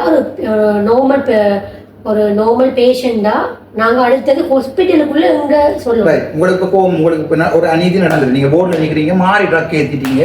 ஏற்றினவங்க ஒரு ரியாக்ஷன் வந்துட்டு அப்போ அதெல்லாம் நடந்துச்சு. நீங்கள் உங்களோட பிள்ளையை அட்மிட் பண்ணியிருக்கீங்க 8 மாத பிள்ளைய இப்பெல்லாம் நடந்துட்டு உங்களுக்கு கோவம் வைங்க. நீங்கள் இதை இன்ஃபார்ம் பண்ண வேண்டியது யார்? ஹாஸ்பிட்டலில் டிரெக்டர். Right right. இப்போ நான் தான் சாவச்சேரி எம்எஸ் எனக்கு ஆக்ஷன் நீங்கள் கம்ப்ளைண்ட் பண்ணிட்டீங்க. ஐயா மாறி ட்ரக் ஏற்றிட்டோம் இந்த பிள்ளைக்கு எல்லாம் வாயெல்லாம் வீங்கி கொண்டு வந்தது. இப்போ ரிப்போர்ட்டில் ஓகே. பட் பிள்ளையார் ஏற்றி போட்ட மாதிரி நாங்கள் விளங்கிட்டு எக்ஸ்பயர் நான் ட்ரக் வரும் எனக்கு இன்கொயரி செய்யுங்க. எனக்கு இன்ஃபர்மேஷன் வந்தால் நான் சொல்லுவேன் நீங்கள் இதை எனக்கு இன் ரைட்டிங்கில் எழுதி தாங்க. ஆனால் சாவச்சேரி எம்எஸ் கேட்க நான் முதல்லாம் ஃபர்ஸ்டாக இருக்கிறேன். அதான் நான் விட்ட போல உடனே ஓட்டுக்கு கோல் அடி சொல்லுவேன். பிஎஸ்டி எனக்கு அனுப்பி சரிதானே? இரண்டால் அங்கே மாற்றி வெட்டி எழுதிருக்கேன் தானே. இந்த வேலை செய்கிற பிள்ளை எடுத்து சொல்லுவேன் பிஎஸ்டியை ஃபோட்டோ உபயோகிக்கும் அடுத்து நான் வச்சுக்கணும். அது வரைக்கும் கிளாக் பண்ணப்பட்ட பிஎஸ்டி அப்படியே வச்சுருவேன். பிஎஸ்டி திருப்பி அனுப்புவேன் நாங்கள் அனுப்பி கூட அங்கே இருக்க நர்ஸ் டாக்டருக்கு எடுத்தோன்னு பேசக்கூடாது தானே, பாவம் தானே. அங்கே இருக்க அட்டெண்டர் ஃபர்ஸ்ட்டாக கூப்பிட்டு சொல்கிறேன், இன்றைக்கு இந்த பிள்ளைக்கு ட்ரக் ஏற்றப்பட்டதை நீங்கள் கண்டனீங்களா இல்லையா? கண்டனான ஐயா, இந்த ட்ரக்கை நர்ஸ் தான் ஏற்றணும். எந்த நர்ஸ் ஏற்றினவா இவா தான் ஏற்றணும். நர்ஸை கூப்பிடுறேன், அம்மா இங்கே வாங்க, இந்த ட்ரக்கை நீங்கள் அனுப்பிங்க ஏற்றினீங்களா இல்லையா? அந்த நர்ஸ் சொல்லுவா, ஓமையா இதை டாக்டர் எழுதிருங்க பிஎஸ்டியில், அதை நான் எழுதினேன். அதுக்கு பிறகுதானம்மா நான் டாக்டரை கூப்பிட்டேன், தம்பி இங்கே வாக்கு ட்ரக் மாறி எழுதிட்டியா, என்ன நடந்தது, இப்படி எழுதினீங்க. அதுக்கப்புறம் சொன்னேன், இல்லை நான் கன்சல்டன்ட் கால் பண்ணி சொன்னேன்னா கன்சல்டன்ட் ஹாஸ்பிட்டலில் நிற்கல, அவள் வீட்டை ரெண்டு வந்து சொன்னவா இந்த ட்ரக்கை போடுவோம். இப்போ எங்க பிரச்சனை? ரைட். அதுக்கப்புறம் அடிப்பேன் கடிதம், இன்றைக்கு நீங்கள் டியூட்டி ஹவர்ஸில் வீட்டை இல்லை, ஹாஸ்பிட்டலில் இல்லை. ரெண்டாவது ஓவர் த ஃபோன் இன்ஸ்டால் பண்ணியிருக்கீங்க. இதே மாதிரி அடிச்ச கடிதம் சாவத்தில் சரிதானே, டியூட்டி ஹவர்ஸில் இல்லை. கேளுங்கம்மா கேளுங்க. அதுக்கு பிறகு இப்போ டப்பன் என்ன செய்வா, நான் அடுத்த கடிதத்தோட ஓடி போவா ஜிஎம்ஓயை செக்யூரிட்டி. என்ன இவர் பர்சனலாக அட்டாக் பண்ணுறேன், நான் ஒரு கன்சல்டன் வார டைம் போகிற டைம் கேட்குறேன். ஒரு டாக்டருக்கு வந்து இப்படி அவமானப்படுத்தி இந்த வேலையை ஒன்றுமா கடிதம் இல்லாமல் படிப்பது. ஜிஎம்ஓஎஸ் செக்ரட்டரி பிரசிடென்ட்டும் வருவி நம்ம என்ன வந்து எக்ஸ்கியூஸ் மீ ஜிஎம்ஓஎஸ் செக்ரட்டரி வந்துருக்கோம், நீங்கள் இப்படி டாக்டரோட பர்சனலாக ரிவெஞ்ச் பண்ணுறீங்க, ஒரு லேடி டாக்டருக்கு வந்து கடிதம் அடிச்சிருக்கீங்க இல்லைன்னு சொல்லி நீங்கள் அவள் பர்சனலாக ரிவெஞ்ச் பண்ணுறீங்க. இங்கே ஹாஸ்பிட்டலில் இவ்வளோ பிரச்சனை இருக்குது, அங்கே காக்கா அங்கே கத்துது, நான் இங்கே ஊச்சா போயிருக்கு, அதை விட்டுட்டு நீங்கள் ஒரு டாக்டரை போய் இப்படி பிரச்சனை ஸ்டார்ட் பண்ணுறீங்க. அப்போ நான் என்ன சொல்றேன், தம்பி நீங்களா போயிட்டீங்கடா, இல்லை நான் அனுப்பினேன்டா, காயத்தோட தான் வெளியே போயிட்டேன். அப்படிதான் நடந்தது ஹாஸ்பிட்டலில். அது அப்புறம் அடித்த கடிதத்தை தான் நீங்கள் ஓடிக்க என்ன செய்வே பரவாயில்ல உடனே அவங்களுக்கு. இப்போ இதுதான் சாதாரணமான நீட்டான அட்மினிஸ்ட்ரேட்டர் செய்ய வேண்டிய வேலை. ஆனால் அதையும் விட்டு போட்டு இதை சமாளிக்கலாம். அப்படி இப்போ இது இங்கே யாழ்ப்பாணத்தில் இல்லை, எல்லா இடம் டிரெக்டர் மாதிரி என்ன செய்யறேன்னு தெரியுமே, கோல் பண்ணுற நேரம் ஃப்ரெண்ட்ஸ் நீங்கள் இல்லையா ஹாஸ்பிட்டலில் ஒரு சின்ன இஷ்யூ கொண்டு வந்திருக்கு, டப்புன்னு வாங்கும் வந்துட்டு கேண்டீனுக்கு சாப்பிட போகணுன்ட்டு டப்புன்னு இந்த போட்டுக்கு போங்கோ, நான் அதை பேஷண்டோட கழிச்சு சமாளிப்பேன். பேஷண்ட் எடுத்துருவேன் நான் ஹாஸ்பிட்டலுக்கு இந்த ரூமுக்கு எடுத்து ஜென்டில்மேன் மாதிரியே கதைப்பேன். என்ன நடந்தது, நீங்கள் போய் கன்சல்டன்ட் இல்லையா, அப்படியா இல்லை கன்சல்டன் விடக்கூடாது, பொருங்க பாருங்க போட்டு கடிப்பம் பண்ணி போட்டு மெட்ட பக்கத்தால் போன வைக்கப்பேன். அங்கே கன்சல்டன் நிற்கிறாவா, அவ அங்கே நிற்பா வெயிட். அப்போ சொல்லுவேன், அவள் வந்து சாப்பிட போன நேரத்தில் இது ஒப்பலை நடந்துட்டு இனிமே எப்படி நடக்காதுன்னா, நீங்கள் இப்படி தான் இது இல்லை இது நான் ரியலாக பிரச்சனை பிடிக்கப்படிக்கிட்டதான் தான் பிரச்சனை வந்தது. நீங்கள் ஒரு பிரச்சனைனா நேரம் டிரெக்டருக்கு தான் இன்ஃபார்ம் பண்ணணும். ஒரு முதுகெலும்புள்ள டிரெக்டர் நீங்கள் ஜாழ்ப்பாணத்தில் காட்டுங்க, இது வரைக்கும் வைசால் நீண்ட கையை தூக்கி போட்டினவங்க ஆக்ஷன் எடுத்தது எத்தனை பேஷண்ட செக்யூரிட்டி கார்டு போட்டு இந்த இடத்துல போட்டு அடிச்சவங்க. கேஸ் அன்றைக்கு நான் இருந்திருந்தா மன்னார் ஹாஸ்பிட்டல்ல, நான் ஹாஸ்பிட்டல் குவார்டர்ஸ் தான் இருந்திருப்பேன். அது எந்த பாலிசி சரிதானே, ஹாஸ்பிட்டல் குவார்டர்ஸ் இருந்திருப்பேன். அன்றைக்கு டெத் எனக்கு டெத் என்றால் அதுக்கு எல்லாம் ப்ரொசீஜர் இருக்கு, சர்க்குலர்ஸ் இருக்கு. டெத் என்றால் பிஎஸ்டி அனுப்பப்படணும் படாருண்டு டிரெக்டர் உடனே டெத் என்றால் ஓவர் ஃபோன் இன்ஃபார்ம் பண்ணுவோம். இதை 2 மணிக்கு டெத்தா 3 மணிக்கு டெத்தா ஓவர் ஃபோன் இன்ஃபார்ம் பண்ணிடுவோம். நீங்கள் குவார்டர்ஸ்ல இருந்தால் நான் 10 நிமிஷம் வாங்கி ஆஃபீஸுக்கு வந்துடுவேன், நேராக போட்டுக்கே போயிருப்பேன். சொல்லிக்கோ பிஎஸ்டியை கொண்டு வாங்க, முதலாவது பிஎஸ்டியை கொண்டு வந்து வருவேன். பிஎஸ்டியை ப்ரிசர்வ் பண்ணணும் மட்டும் சர்க்கிள்லேயே இருக்கு. ஃபோட்டோ காப்பி அடிச்சு இந்த டெஸ்க்கு இந்த பர்சனல் லோக்கரில் போட்டிருப்பேன் பிஎஸ்டி. என்ன நீங்கள் என்ன செய்யலாது போட்ட பண்ணல சரிதானே. அதுக்கு பிறகு அண்டு இருந்த டாக்டர்ஸ் அவ்வளோ எப்படி 9 மணிக்கே சமன் பண்ணியிருப்பேன் வாங்க. அண்டு டியூட்டியில் இல்லாத அவ்வளோ பேருக்கும் அடிச்சிருப்பேன் டிஓபி வெக்கேஷன் ஆஃப் போஸ்ட். டியூட்டியில் இல்லை தானே நீங்கள் இல்லை. அதுக்கு பிறகு இந்த டெத்தை நான் ஒரு நியாயமான விதத்தில் இன்கொயரி பண்ணியிருக்கேன். டாக்டர்ஸையும் பாதிக்கக்கூடாது, பேஷண்ட்டும் பாதிக்கக்கூடாது. அன்றைக்கு இரவு 12 மணிக்கு பார்த்த டாக்டர் அன்றைக்கு இல்லையோ அவருக்கு அண்டு டிஓபி. எல்லா டாக்டர்ஸும் நிற்கிற மாட்டு ஒவ்வொரு நாளும் டிரெக்டர் ஓடி போய் பார்த்துட்டு இருக்கல தானே. அண்டவர் இல்லையா, விட்னஸோட இருக்கா, நாலு விட்னஸோட எழுதி வச்சிருப்பேன் ஒரு கடிதம் ஒன்று இன்றைக்கு வரைக்கும் கேள்வி அண்டு அடிச்சிருப்பேன் விஓபி. இந்த விஓபியை அந்த அடுத்த நாள் காலம் 8 மணிக்கு ரெஜிஸ்டர் பண்ணியிருப்பேன் பப்ளிக் சர்வீஸ் கமிஷனுக்கு. சரியா, 3 மந்த்ஸுக்கு இவைக்கு அப்பீல் பண்றதுக்கு இவ என்ன செய்யலாம், 3 மந்த்ஸுக்கு உள்ள இவை அப்பீல் பண்ணி நான் 2 நாள் ப்ரூவ் பண்ணலாம். அது என்ன பக்கம் நியாயம் இருக்குதானே வேணும், தச்சமே ப்ரூவ் இங்கே குவார்டர்ஸ் திறந்து ஒன்று. சரி, இவ 3 மந்த்துக்கு ப்ரூவ் பண்ணலாம். 3 மந்த்துக்கு ப்ரூவ் என்னடா இவைக்கு 3 இயர்ஸுக்கு திருப்பி வேட் பண்ணவே இல்லாது. அதுதான் சரியான ப்ரொசீஜர். ஒரு நாள் ஒரு ஆளுக்கு செய்தா அது நடக்காது. எந்த ஹாஸ்பிட்டல் 2 வரைக்கும் இப்போ நடந்திருக்கு. அப்படி என்றால் 1948ஆம் ஆண்டு சுதந்திரம் அடைஞ்ச காலத்துல 2 வரைக்கும் ஒரு ஹாஸ்பிட்டல் ஒரு டாக்டர் விடுகிறார். அண்டே இன்ஃபார்ம் பண்ணியிருப்பேன் ஸ்ரீலங்கா மெடிக்கல் கவுன்சிலுக்கு, மெடிக்கல் நெக்லிஜென்ஸ் சொல்லி டெம்பரரியா லைசன்ஸை கேன்சல் பண்ணிப்பேன். எங்கேயுமே வேலை செய்யலாது. 3 மாதத்துக்கு உடனே பிரிலிமினரி இன்கொயரி கால் பண்ணியிருப்பேன், விட்னஸ் அவ்வளோ எழுதி எடுத்திருப்பேன். சரிதானே. அதுக்கு பிறகு அதோட இன்ஃபார்ம் பண்ணி இப்போ மினிஸ்ட்ரிக்கு ஃபார்மல் இன்கொயரிக்கு அனுப்புங்க அப்படின்னு சொல்லி அடுத்த கிழமையே ஃபார்மல் இன்கொயரிக்கு ஆகல் வருது. ஃபார்மல் இன்கொயரி ரிப்போர்ட் வந்துருக்கு. அதுக்கு பிறகு பேஷண்டோட வேணுமெண்டா நெகோஷியேட் பண்ணலாம். ஒரு டாக்டர் உண்மையாவே ஏலாத்துல படுத்துட்டாரம்மா, டெத் ஒன்று நடந்துட்டு இனி இதை நான் காப்பாற்றல, அது உங்களுக்கு விருப்பமா இந்த டாக்டருக்கு ஹெல்ப் பண்றது, அங்கதான் நெகோஷியேட் பண்ணணும். அதை நீங்க சரியான ஆக்ஷன் எடுத்துட்டு தானம்மா நெகோஷியேட் பண்ணணும். அதை விட்டுட்டு எந்த பேஷண்ட் வந்தாலும் என்ன பற்றி இந்த ஹாஸ்பிட்டல்ல கேட்கலாம். ஏனென்றா நான் அந்த நேரம் முள்ளிவேக்கால ரவுண்ட்ஸ் இதுக்குள்ளாலையும் போய் குனிஞ்சு விட்டு கொண்டு அங்க பேஷண்ட் பார்த்தினான்னு நியாயம் சொல்ல கூடாது. உங்களுக்கு ஒரு ஆக்ஷன் ஒன்று எடுத்துட்டு ரெண்டா ஏன் சாவச்சேரியில் இன்றைக்கும் அன்றைக்கு பிஎம்டி கடைக்கு முன்னும் வேலை செய்த சனம் முடிஞ்ச டாக்டர் நீங்க இப்ப வேலை செஞ்சா காணும்ன்றது ஏனென்றா நான் இந்த ஸ்டாஃபையும் விட்டு கொடுக்க மாட்டேன். அதுக்கு தான் உங்களுக்கு வேணும் ஹியூமன் ரிசோர்ஸ் மேனேஜ்மெண்ட் நாலேஜ் கொடுக்கணும். அதுக்கு பிறகு இது ஒரு நல்ல பெஸ்ட் எக்ஸ்பீரியன்ஸா இல்லையா? இந்த ஸ்டாஃபுக்கு குவார்டர்ஸ் இல்லையாமா, குவார்டர்ஸ் அண்டே முழுக்க செய்து கொடுத்துருப்பேன். அடிபட்டு பிரச்சனைப்பட்டு ஃபேஸ்புக்ல போட்டு சனத்திட்ட காசு எடுத்து குவார்டர்ஸ்ல ஃபுல் ஃபெசிலிட்டி செய்து கொடுத்துருப்பேன். அவங்க ஏன் வெளியே போறாங்க? இரவு சாப்பிட்றதுக்கு இடம் இருக்காது. அவ இந்த மெஸ்ஸை கட்டி கொடுத்துருப்பேன். ஒரு என்டர்டைன்மெண்ட் போகணும். சும்மா ஒரு டாக்டர் சும்மா இருந்து கொண்டு இப்படியே இருக்கல மக்கள் மாதிரி ரூமுக்குள்ள பேஷண்ட் வரணும் பார்க்கலாம். ஒரு டிவி இருக்கணும், ஒரு ஃப்ரிட்ஜ் இருக்கணும், ஒரு ஃபேன் இருக்கணும். பேசிக் தானே இது. எல்லா ரூம்களையும் போட்டு கொடுத்துருப்பேன். நான் இந்த ஸ்டாஃபையும் பார்த்தபடியாத்தான் ஹியூமன் ரிசோர்ஸ் மேனேஜ்மெண்ட் சொல்றது என்னன்னா, நீங்க உங்களோட ஸ்டாஃப் எவ்வளவு விரும்புறீங்களோ அதே லவ் தான் உங்களோட ஸ்டாஃப் போய் பேஷண்ட்டை கேர் பண்ணுங்க. நான் அவ்வளவு ஸ்டாஃபையும் அப்படித்தான் சந்தோஷமா வச்சிருந்தேன். ஆனா 1-2 பேரால தான் இந்த சாவச்சேரி பிரச்சனை, ஈகோவால அந்த சாவச்சேரி பிரச்சனை கிளம்பினாரு. மற்றபடி அந்த டாக்டர்ஸ் 25 பேர்லையும் 19 பேர் 18 பேர் பொண்ணோட சாய்ப்பார். அதான் ரியாலிட்டி. சரி, இப்ப உங்களுக்கு சொல்லுங்க, ஹாஸ்பிட்டல் டிரெக்டர் போய் இன்ஃபார்ம் பண்ணினா டிரெக்டர் ஆக்ஷன் எடுக்கணுமா இல்லையா? சரியா? அந்த ஏன் டிரெக்டர் ஆக்ஷன் எடுக்கிற இல்லையா காரணம் என்னடா, ஜிஎம்ஓ ஸ்ட்ரைக் பண்ணும். சாவச்சேரியில நாள் கணக்காக ஸ்ட்ரைக் பண்ணதானே 3 நாள். அப்ப அந்த எம்எஸ்க்கு என்ன நடக்கும்? திருப்பி மினிஸ்ட்ரிக்கு விட்ரோ பண்ணுவாங்க. மினிஸ்ட்ரி டிரெக்டருக்கு எதிராக இன்கொயரி போட்டு என்ன மாதிரி வேலையை விட்டு திறக்கிறாங்க. இப்ப என்ன வேலையை விட்டு திறக்கிறபடியா இப்ப சொல்லுங்க, எந்த டிரெக்டராவது உண்மையா கதைச்சு ஒழுங்கா இருக்க விரும்புவாரா? இருக்கிற இடம் தெரியாம இருந்துட்டு போகுது. இருக்கிற இடம் தெரியாம இருந்துட்டு போகணும். இதேதான் இன்றைய காலங்கள். நீங்க சொல்றபடி பார்த்தா நிறைய டாக்டர்ஸுக்கு வந்து நிறைய கம்ப்ளைண்ட்ஸ் போயிருக்கும். ஸோ இப்படியான பிரச்சனை ஆக்ஷன் எடுக்கலாமா? இண்டிபெண்டா ஆக்ஷன் எடுக்கலாது. இங்க முழுக்க ஊழ இப்போ ஒரு ஓப்பனா ஒரு விஷயம் வைஷாலிന്റെ கைவிட்டப்பட்ட கேஸ் இருந்து சிந்துஜாட அந்த ஓவர் ப்ளீடிங் கேஸ் எல்லாம் ஒபியஸா அது மெடிக்கல் நெக்லிஜென்ஸ்ல வருது. ஸோ அது ஒபியஸா வருது. இப்போ அங்க நடந்த வியூஜியை கன்சல்டணும். எஸ், அவருக்கு என்ன ஆக்ஷன் எடுத்தேன்னு கேட்டால் இந்த வரையும் தெரியாது. ட்ரான்ஸ்ஃபர் ஆகி போயிட்டான்னு வழிபடு மினிமம் டிசிப்ளின் ஆக்ஷன் ட்ரான்ஸ்ஃபர் இல்லாட்டிக்கு நீங்க கொலை செஞ்ச எங்கட நாட்டுல மட்டும்தான் கொலை செஞ்சா டிரான்ஸ்ஃபர், சாக போற குட்டியில வரைக்கும் விட்டு போட்டு தப்புனா ஒரு சின்ன ஒரு கடிதம், மற்றதுக்கு எல்லாம் உண்டு. இதே நீங்க லண்டன்ல போய் நீங்க பேஷண்ட் இரவு 12 மணிக்கு பார்க்காம விடிய 7 மணிக்கு பேஷண்ட் விழுந்து சேர்த்துருந்தா உங்களை ஜெயில விட்டுருப்பாங்க. ஸோ ஃபைனலா ஹாஸ்பிட்டல் ஏதாவது பேசிக்கா இஷ்யூஸ் சொன்னா ரைட்டிங்ல வீடியோ மற்றொன்று இருக்கு. இப்ப நான் சாவச்சேரி போன உடனே எல்லா இடமுமே எழுதி இருந்தது. முதல்ல அந்த சாவச்சேரி எம்எஸ் இருக்காதானே இருக்கா 2 பேர் சொல்லணும். அவர் வந்து தயாலினி மகேந்திரன், அதுக்கு பிறகு வந்து குமார். எல்லா சுவர்களையும் போட்டிருந்தேன். இங்கே வீடியோ எடுக்க தடை, இங்கே போன் பாவிக்க தடையாது. நான் சொன்னேன் ஃபர்ஸ்டா கூப்பிட்டு வேலையிடவங்க எல்லாத்தையும் கிடைக்கும். சனமேன் வீடியோ எடுக்குது, இந்த நர்ஸ் வடிவா இருக்குன்னு பாக்குறது வீடியோ எடுக்கிறதா? சனமேன் எப்ப போனை தூக்குமண்டா அங்க ஒரு பிள்ளை நடந்தா மாட்டேன்.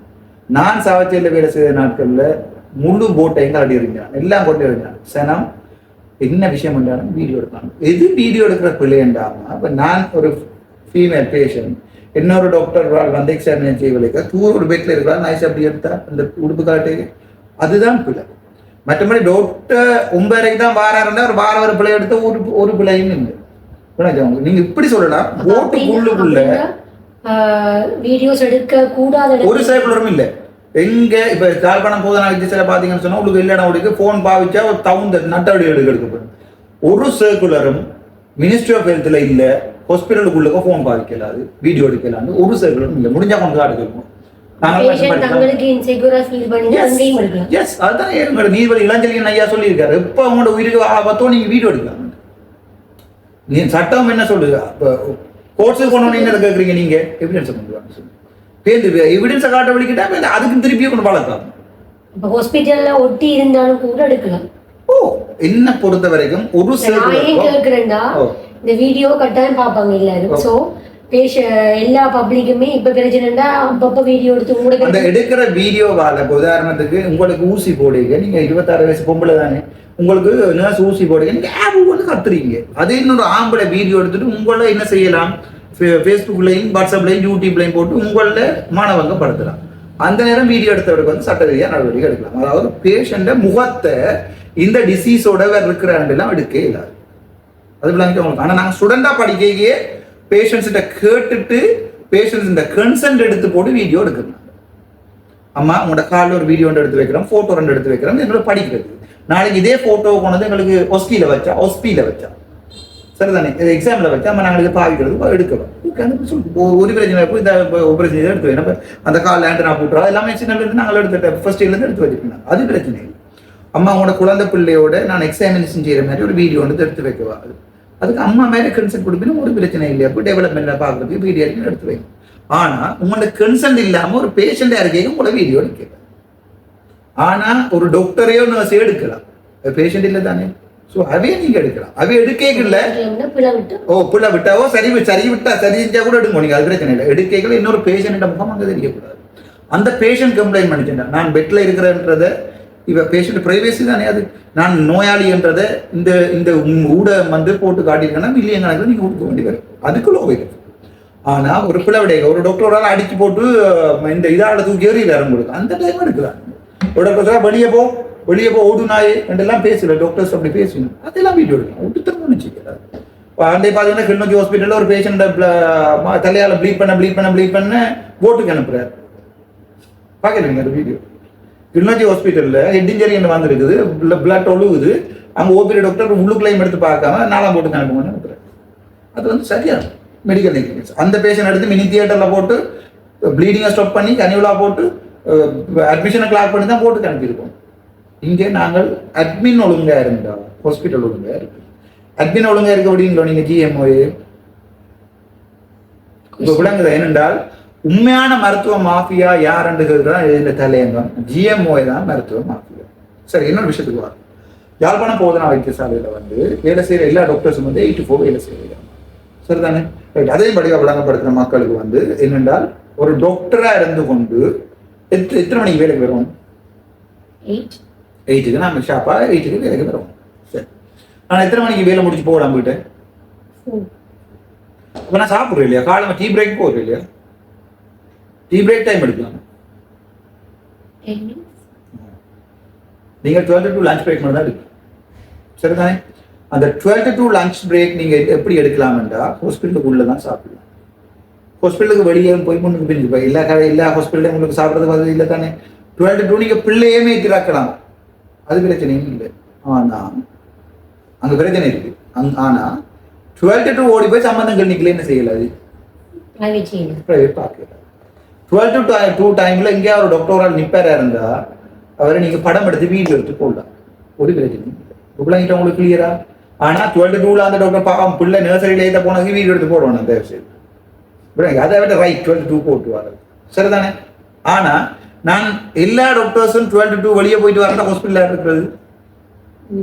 அதெல்லாம் கன்சல்டன்ட் போர்ட் கன்சல்டனுக்கு வந்து அது பொறுப்பு இருக்கு. 12 to 2 வந்து டாக்டர் அதாவது வந்து பேஷண்ட் கேர் கண்டினியூஷனை மெயின்டைன் பண்ணுவோம். எல்லா டாக்டரும் போய் இல்லாது 12 to 2 அப்படி ஏற்றி விட்டுட்டு ஆரம்பிச்சு சொல்லுவோம். ஆனால் 2 to 4 ஹாஸ்பிட்டலில் இருக்கும். சரிதானே? இது சாதாரணமான டைப். இது எல்லா இடமும் பொருந்தாது. ஐசியூக்கு இது பொருந்துமா? இல்லை. 12 to 2 ஐசியூவில் எல்லாரும் விட்டு போய் நம்ம சாப்பிடுவாங்க. என்ன அங்கே ஷிஃப்ட் டியூட்டி இருக்கு. மார்னிங் 8க்கு வந்தீங்கன்னா 2 கிடையாது. அந்த ஷிஃப்ட்டை வந்து கன்சல்டன் தான் டிசைட் பண்ணுறது டிரெக்டரோட சேர்ந்து. 8 to 2 shift, 2 to 8 shift, 8 to 8 shift. Morning அதாவது காலை 8 மணிக்கு வந்தால் 2 மணி ஷிஃப்ட் செய்யலாம். 10லேருந்து 8 மணி ஷிஃப்ட் செய்யலாம். 8 மணிலேருந்து அடுத்த நாள் விடிய காலம் வரையும் ஷிஃப்ட் செய்யலாம். இப்போ நான் எனக்கு கேள்வி என்னடா, நான் இந்தியா ரோஸ்டரில் 8 to 2 வரைக்கும் ஷிஃப்ட், 8லேருந்து 2 வரைக்கும் ஷிஃப்ட். 3 மணி போய் பிபி செய்யலாம். பிபி என்ன ப்ரைவேட் ப்ராக்டிஸ் செய்யலாம் இல்லை. 4 மணிக்கு போய் 3 மணிக்கு போய் ப்ரைவேட் செய்யல. நீங்கள் 2 to 8 தான் உங்களுக்கு இல்லை ஷிஃப்ட். பின்னாடி 10 மணி விடிய காலம் 9 மணிக்கு போய் நோதம் மெடிக்கலில் இருக்கணுமோ உங்களுக்கு ஷிஃப்ட் டியூட்டி இருக்கின்றதுக்காண்டி நீங்கள் என்ன செய்யறாரு, டியூட்டி ஹவர்ஸில் போய் ப்ரைவேட் செய்யலாது. டியூட்டி ஹவர்ஸ்ன்றது 8 to 4, ரைட். எனக்கு இன்றைக்கு 28 இருந்து இப்படியே 8 வரைக்கும் தான் ஷிஃப்ட். இன்றைய காலம் ஃபுல்லாக நான் போய் செய்யலாம். அது ஒரு சைக்கிள் சொல்லல. நீங்கள் டியூட்டி ஹவர்ஸில் சாட்டர்டே ஹாஃப் டே, சாட்டர்டே வந்து 12 வரைக்கும் தான் உங்களோட டியூட்டி. சாட்டர்டே 12க்கு பிறகு நீங்கள் பிபி செய்யலாம். ஆனால் ஒரு சர்க்குலர் சொல்லுது, நான் 78 சர்க்குலர் சொல்லுது, நீங்கள் சாட்டர்டேயும் 8 to 4 இருக்கும். ஆனால் ஒருத்தரும் அதை பெருசாக மெயின்டைன் பண்ணுறது ஒரு ஃப்ளைங் ஸ்குவாட்டன் ஒன்று இருக்குது. அதாவது வந்து டாக்டர்ஸ் டைமுக்கு வேலை என்ன பார்க்குறதுக்கு மினிஸ்ட்ரியிலேயே ஃப்ளைங் ஸ்குவாட்டன் ஒன்று இருக்குது. அது சாட்டர்டே அவ்வளோ டைட்டாக பிடிக்கிறீங்க. சண்டேயும் நீங்கள் ஃபுல்லாக ப்ரைவேட் செய்யலாம், ஒரு பேர் மார்னிங் செய்யலாம். ஆனால் நீங்கள் அதுக்காண்டி ஒரு போட்டில் 4 டாக்டர்ஸ் இருக்கீங்க, 4 டாக்டர்ஸ் போய் சண்டே ப்ரைவேட்டில் இருந்தால் இல்லை பேரஞ்சு போட்டை பார்க்குறது. போட்டில் இருக்கிற கன்சர்ன் சண்டே வந்து ஒரு ஆளை ஒன்று கொடுத்துட்டு இருக்கும். அதனால தான் மாதத்தில் 3 டே நீங்கள் எக்ஸ்ட்ரா டேயாக கிளைம் பண்ணுறீங்க. டியூட்டிக்கு மேலதிகமாக உங்களோட பேசிக் சலரிக்கு தான் 56,000, அதை 20,000 பிரித்து ஒரு அமௌண்ட் 3 நாளைக்கு நீங்கள் எக்ஸ்ட்ராவாக கிளைம் பண்ணலாம்.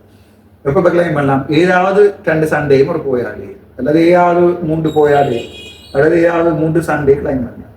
கிளைம் பண்ணி போட்டு நீங்கள் என்ன செய்யலாது? பிரைவேட்டில் போய் கிளைம் என்ன பண்ணுறீங்க? அந்த நாள் நான் ஐயா ஹாஸ்பிட்டலுக்கு வேலை செய்யறதா கிளைம் பண்ணுறீங்க. கிளைம் பண்ணி போட்டு என்ன செய்யலாது? வெஸ்டர்ன் மெடிக்கேர்ல இருக்கிறாரு. இப்போ நாங்கள் ஒவ்வொரு ஒரு ஆளை தோண்டினா என்ன நடக்கும்? இவர் வந்த டைம் போது சிசிடி கேமராவை பிடிச்சு, அல்லது ஒரு டாக்டருக்கு நான் தனிப்பட்ட ஒரு ஆளை நான் ஒரு சில பேருக்கு கணக்கு என்ன சாமட்டாக் கூறி அப்படி இப்படின்னு எல்லாம் பேஸ்புக்கில் தாங்களே அடிச்சு கொண்டிருக்கிறோம். இப்போ இவரை ஒரு ஆளை நான் பர்சனல் அட்டாக் பண்ண வெளிக்கிட்டா, இவர் கடந்த 6 மாதத்துல எங்கெங்க போனாருன்னு பார்த்து இவர் எழுதின ஓவர் டைம் பார்த்தா நீங்கள் ஃபினான்ஷியல் ரெகுலேஷன்ல மாபெரும் கொள்ள செய்திருக்கு. கவர்மெண்ட் சம்பளம் எடுத்துக்கொண்டு சேம் டைம் பிரைவேட்லையும் இருந்திருக்கு. இப்ப நான் ஒரு ஆளுக்கு தனியாக அடிக்க அடிக்கலாமா இல்லையா? 1-2 பேருக்கு அடிச்சு வழக்க போடு, பொதுநல வழக்க போடு, டியூட்டி ஹவர்ஸ்ல வெளியே நிக்கிறோம்ட்டு மிச்சம் முழு பேரும் தெரிஞ்சுக்கணும். அப்ப டப்பட்டு ஒரு ஆள் கேட்குறேன், டாக்டர் நீங்க எம்ஓ இருக்கல இப்படி ஓவர் டைம் எல்லாம் வெளியே போட்டு ரோட்டு வழியே செஞ்சது இந்த வரைக்கும் ஒரு நாளும் பிரைவேட் செஞ்சது, அதெல்லாம் புரிஞ்சு அடிக்கிறது. இந்த வரைக்கும் ஒரு நாளும் பிரைவேட் ஹாஸ்பிட்டலில் போய் இருந்ததும் இல்லை, பிரைவேட் செஞ்ச வரலாறும் இல்லை. சரிதானே? ஓகே, அது சரி. அப்போ நீங்கள் கேட்பீங்க, அப்போ நீங்கள் டியூட்டி ஹவர்ஸில் வந்து டியூட்டி ஹவர்ஸில் அங்கே ஒர்க் பண்ணுறீங்களா இல்லையான்னு கேட்பீங்க. நான் 24 hours யாழ்ப்பாணத்தில் வேலை செய்யலையும் குவார்டர்ஸ் எடுத்து தான் இருந்தேன். சாவச்சேரியில் கல்கோவிலையும் குவார்டர்ஸ்லாம் இருந்தேன். பெராப்போயும் ஃபுல் டே குவார்டர்ஸ்லாம் இருந்தேன். ஸோ இப்போ கவர்மெண்ட் எனக்கு குவார்டர்ஸில் ஒன்கோல் இருந்ததுக்காண்டி டியூட்டி ஹவர்ஸ் தாண்டி தான் சேலரி தரணும். ஆனால் ஞாபகம் வச்சுக்கொள்ளுங்க, 2014 இந்த வரைக்கும் இந்த கிரேட் கன்ஃபார்ம் பண்ண அப்புறம் அந்த அரியர்ஸ் ஓவர் டைம் அரியர்ஸ் இருக்கு, அதுவும் 2 வரைக்கும் தான் இருக்கு.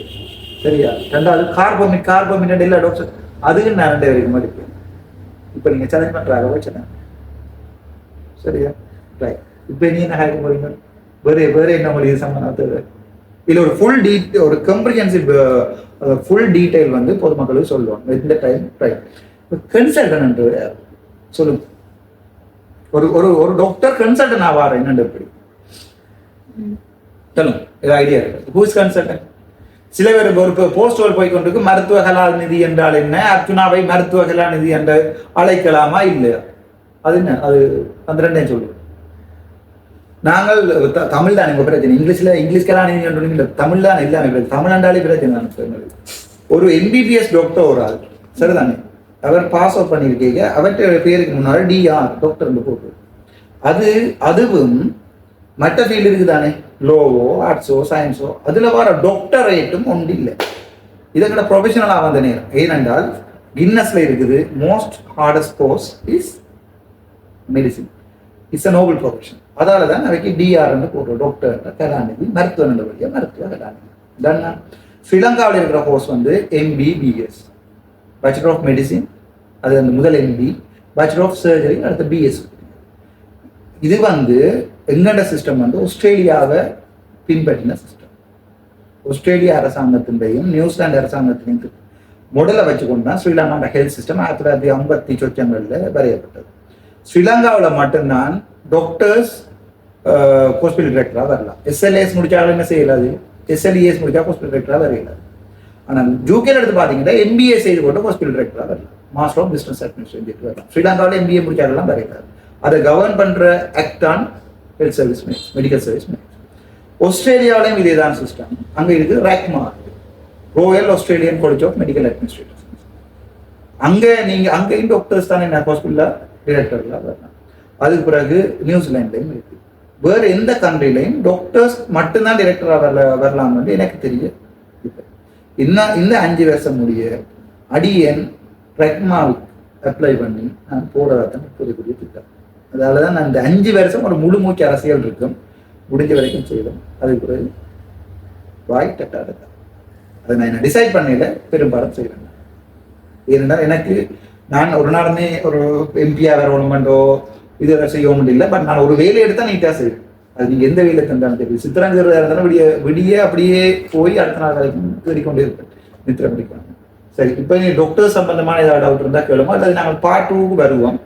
பார்ட் 2 இப்போ ஏன் இந்த ஃபுல் கோர்ஸ் ஆஃப் வீடியோஸ் போடுறேன்னு சொன்னால், பார்ட் 2ல தான் ஜெஃப்னாவில் இருக்கிற பிரச்சனைகள், இந்த ஒவ்வொரு ஹாஸ்பிட்டல் சம்பந்தமாக கதைக்கு போகிறோம். இப்போ கூட ஒரு குறிப்பிட்ட வைத்தியசாலையில் பிரச்சனை போய் கொண்டு ஸ்ட்ரைக் பண்ண வடிக்கிறீங்க, உங்களுக்கு இப்படியே கோல் வந்து பார்த்துருப்பீங்க நினைக்கிறேன். ஸோ அது சம்பந்தமாக இதில் பார்ட் 2ல நாங்கள் கதைப்போம். இது பார்ட் 1. ஸோ இதில் வேறு என்ன கேள்வி உங்களுக்கு இருக்குது? GMO பற்றி சார் இது உங்களுக்கு ஒன்று விளங்கி கொள்ளணும். நொதர்ன் ஈஸ்டர்ன் ப்ரொவின்ஸில் இருக்கிற GMOயும் சதர்ன் ப்ரொவின்ஸில் இருக்கிற GMOயும் வித்தியாசம். அவங்க கொஞ்சம் மெம்பர்ஸ் நிலங்கள் கருதித்தான் அவங்க ஆக்ட் பண்ணுவாங்க. எங்கள்ட நொதர்ன் அண்ட் ஈஸ்டர்ன் ப்ரொவின்ஸ் இப்போ நீங்கள் பார்த்தீங்கன்னா பர்டிகுலரில் இருக்க பிரச்சனை எல்லாம் வெளியே கொண்டிருக்கணும். வடக்கு கிழக்கில் மட்டும்தான் தன்னிச்சையான ஒரு மிலேச்சத்தனமான கொடுங்கோளான ஒரு ஹாஸ்பிட்டல் டிரெக்டர் திருப்பி கதைச்சா எம்பி ஆகிற அளவுக்கு ஒரு முட்டாள்தனமான GMO கொண்டிருக்கிறது வடக்கு மாநிலத்திலையும் கிழக்கு மாநிலத்திலையும். ஆனால் வெகு விரைவில் இந்த முட்டாளர்களுக்குரிய பதில் பாராளுமன்றத்தின் மூலம் இருக்கும். எந்த கண்ட்ரியை எடுத்து பார்த்தாலும் ஒரு கண்ட்ரிலையும் ஹெல்த்துக்கு, உதாரணத்துக்கு போலீஸுக்கு ஸ்டேட் யூனியன் இருக்கா, தொழிற்சங்கம் இருக்கா? எங்கேயா போலீஸ்காரர் மட்டையில் எல்லாத்தையும் வச்சுக்கொண்டு ஏற்பாடு செய்து காட்டுறீங்களா? எப்படி இருக்கு போலீஸுக்கு? போலீஸ் ஸ்டேட் யூனியன் இந்தியாவில் போலீஸ் வேலையா இருந்தால் எப்படி இருக்கு? இந்தியாவில் இருந்தால் ஆர்மி வேலை செய்யாதான். ஏனென்றால் ஆர்மி ட்ரேட் யூனியன் ஆக்ஷனாம் கார் கோபி தரட்டு மாவட்டம் எப்படி இருக்கு? பக்கத்து இந்தியாக்காரன் செம்பிளா அடிச்சு பிடிச்சிருவாங்க ஏற்பாடு. ஏனென்றால் அதை மாதிரி அதை சொல்றது எசென்சியல் சர்வீஸ். அந்த எசென்சியல் சர்வீஸில் மெடிசின் உள்ளடக்கப்படும். மற்ற எல்லா நாடுகள்லையுமே எசென்சியல் சர்வீஸில் மெடிசின் உள்ளடக்கப்படும் மரத்தில். அதால் நீங்கள் எல்லாம் ஸ்ட்ரைக் பண்ணிடலாம். கனடாவிலையும் அமெரிக்காவும் ஸ்ட்ரைக் பண்ணலாம். கனடாவில் ஸ்ட்ரைக் பண்ணலாம் அப்படின்னு சொன்னால் எங்களுக்கு சர்வீஸ் எங்கள்கிட்ட இது கூட்டிகிட்டு குறைங்க தான் இருக்கிறாங்க. எங்கள்கிட்ட உங்களுக்கு தார சம்பளம் கூட்டிகிட்டு குறைங்க கொண்டு தான் ஸ்ட்ரைக் பண்ணுவாங்க. இங்கே தான் என்னதான் சம்பளத்தை கொடுத்தாலும் நீங்கள் ப்ரைவேட்லையும் 15-20 லட்சம் வச்சுக்கொண்டு இங்கேயும் வேலை 2-3 hours திருப்பியும் பொதுமக்களை போட்டு. இப்போ நாங்கள் ஒரு ட்ரேட் யூனியன் ஆக்ஷனால அந்த லேபலோ சொல்லுது யாருமே பாதிக்கப்படக்கூடாது. இதை என்ன ஆனால் ஒரு காலத்தில் ட்ரேட் யூனியன்ஸ் எல்லாமே கவர்மெண்டோட நெகோசியேட் பண்ணுறதுக்காக மட்டும்தான் இந்த ட்ரேட் யூனியன் ஆக்ஷனை பார்க்குறது. ஒரு காலத்துலேயுமே ஸ்ட்ரைக்கிங் போகிறது இல்லை. அதுக்கு உங்களுக்கு ட்ரேட் யூனியன் லோஸில் அது சம்மந்தம் பிறகு கதை பண்ணாங்க. ஆர்பிட்ரேஷன் ஒன்று இருக்குது, நெகோசியேஷன் ஒன்று இருக்குது.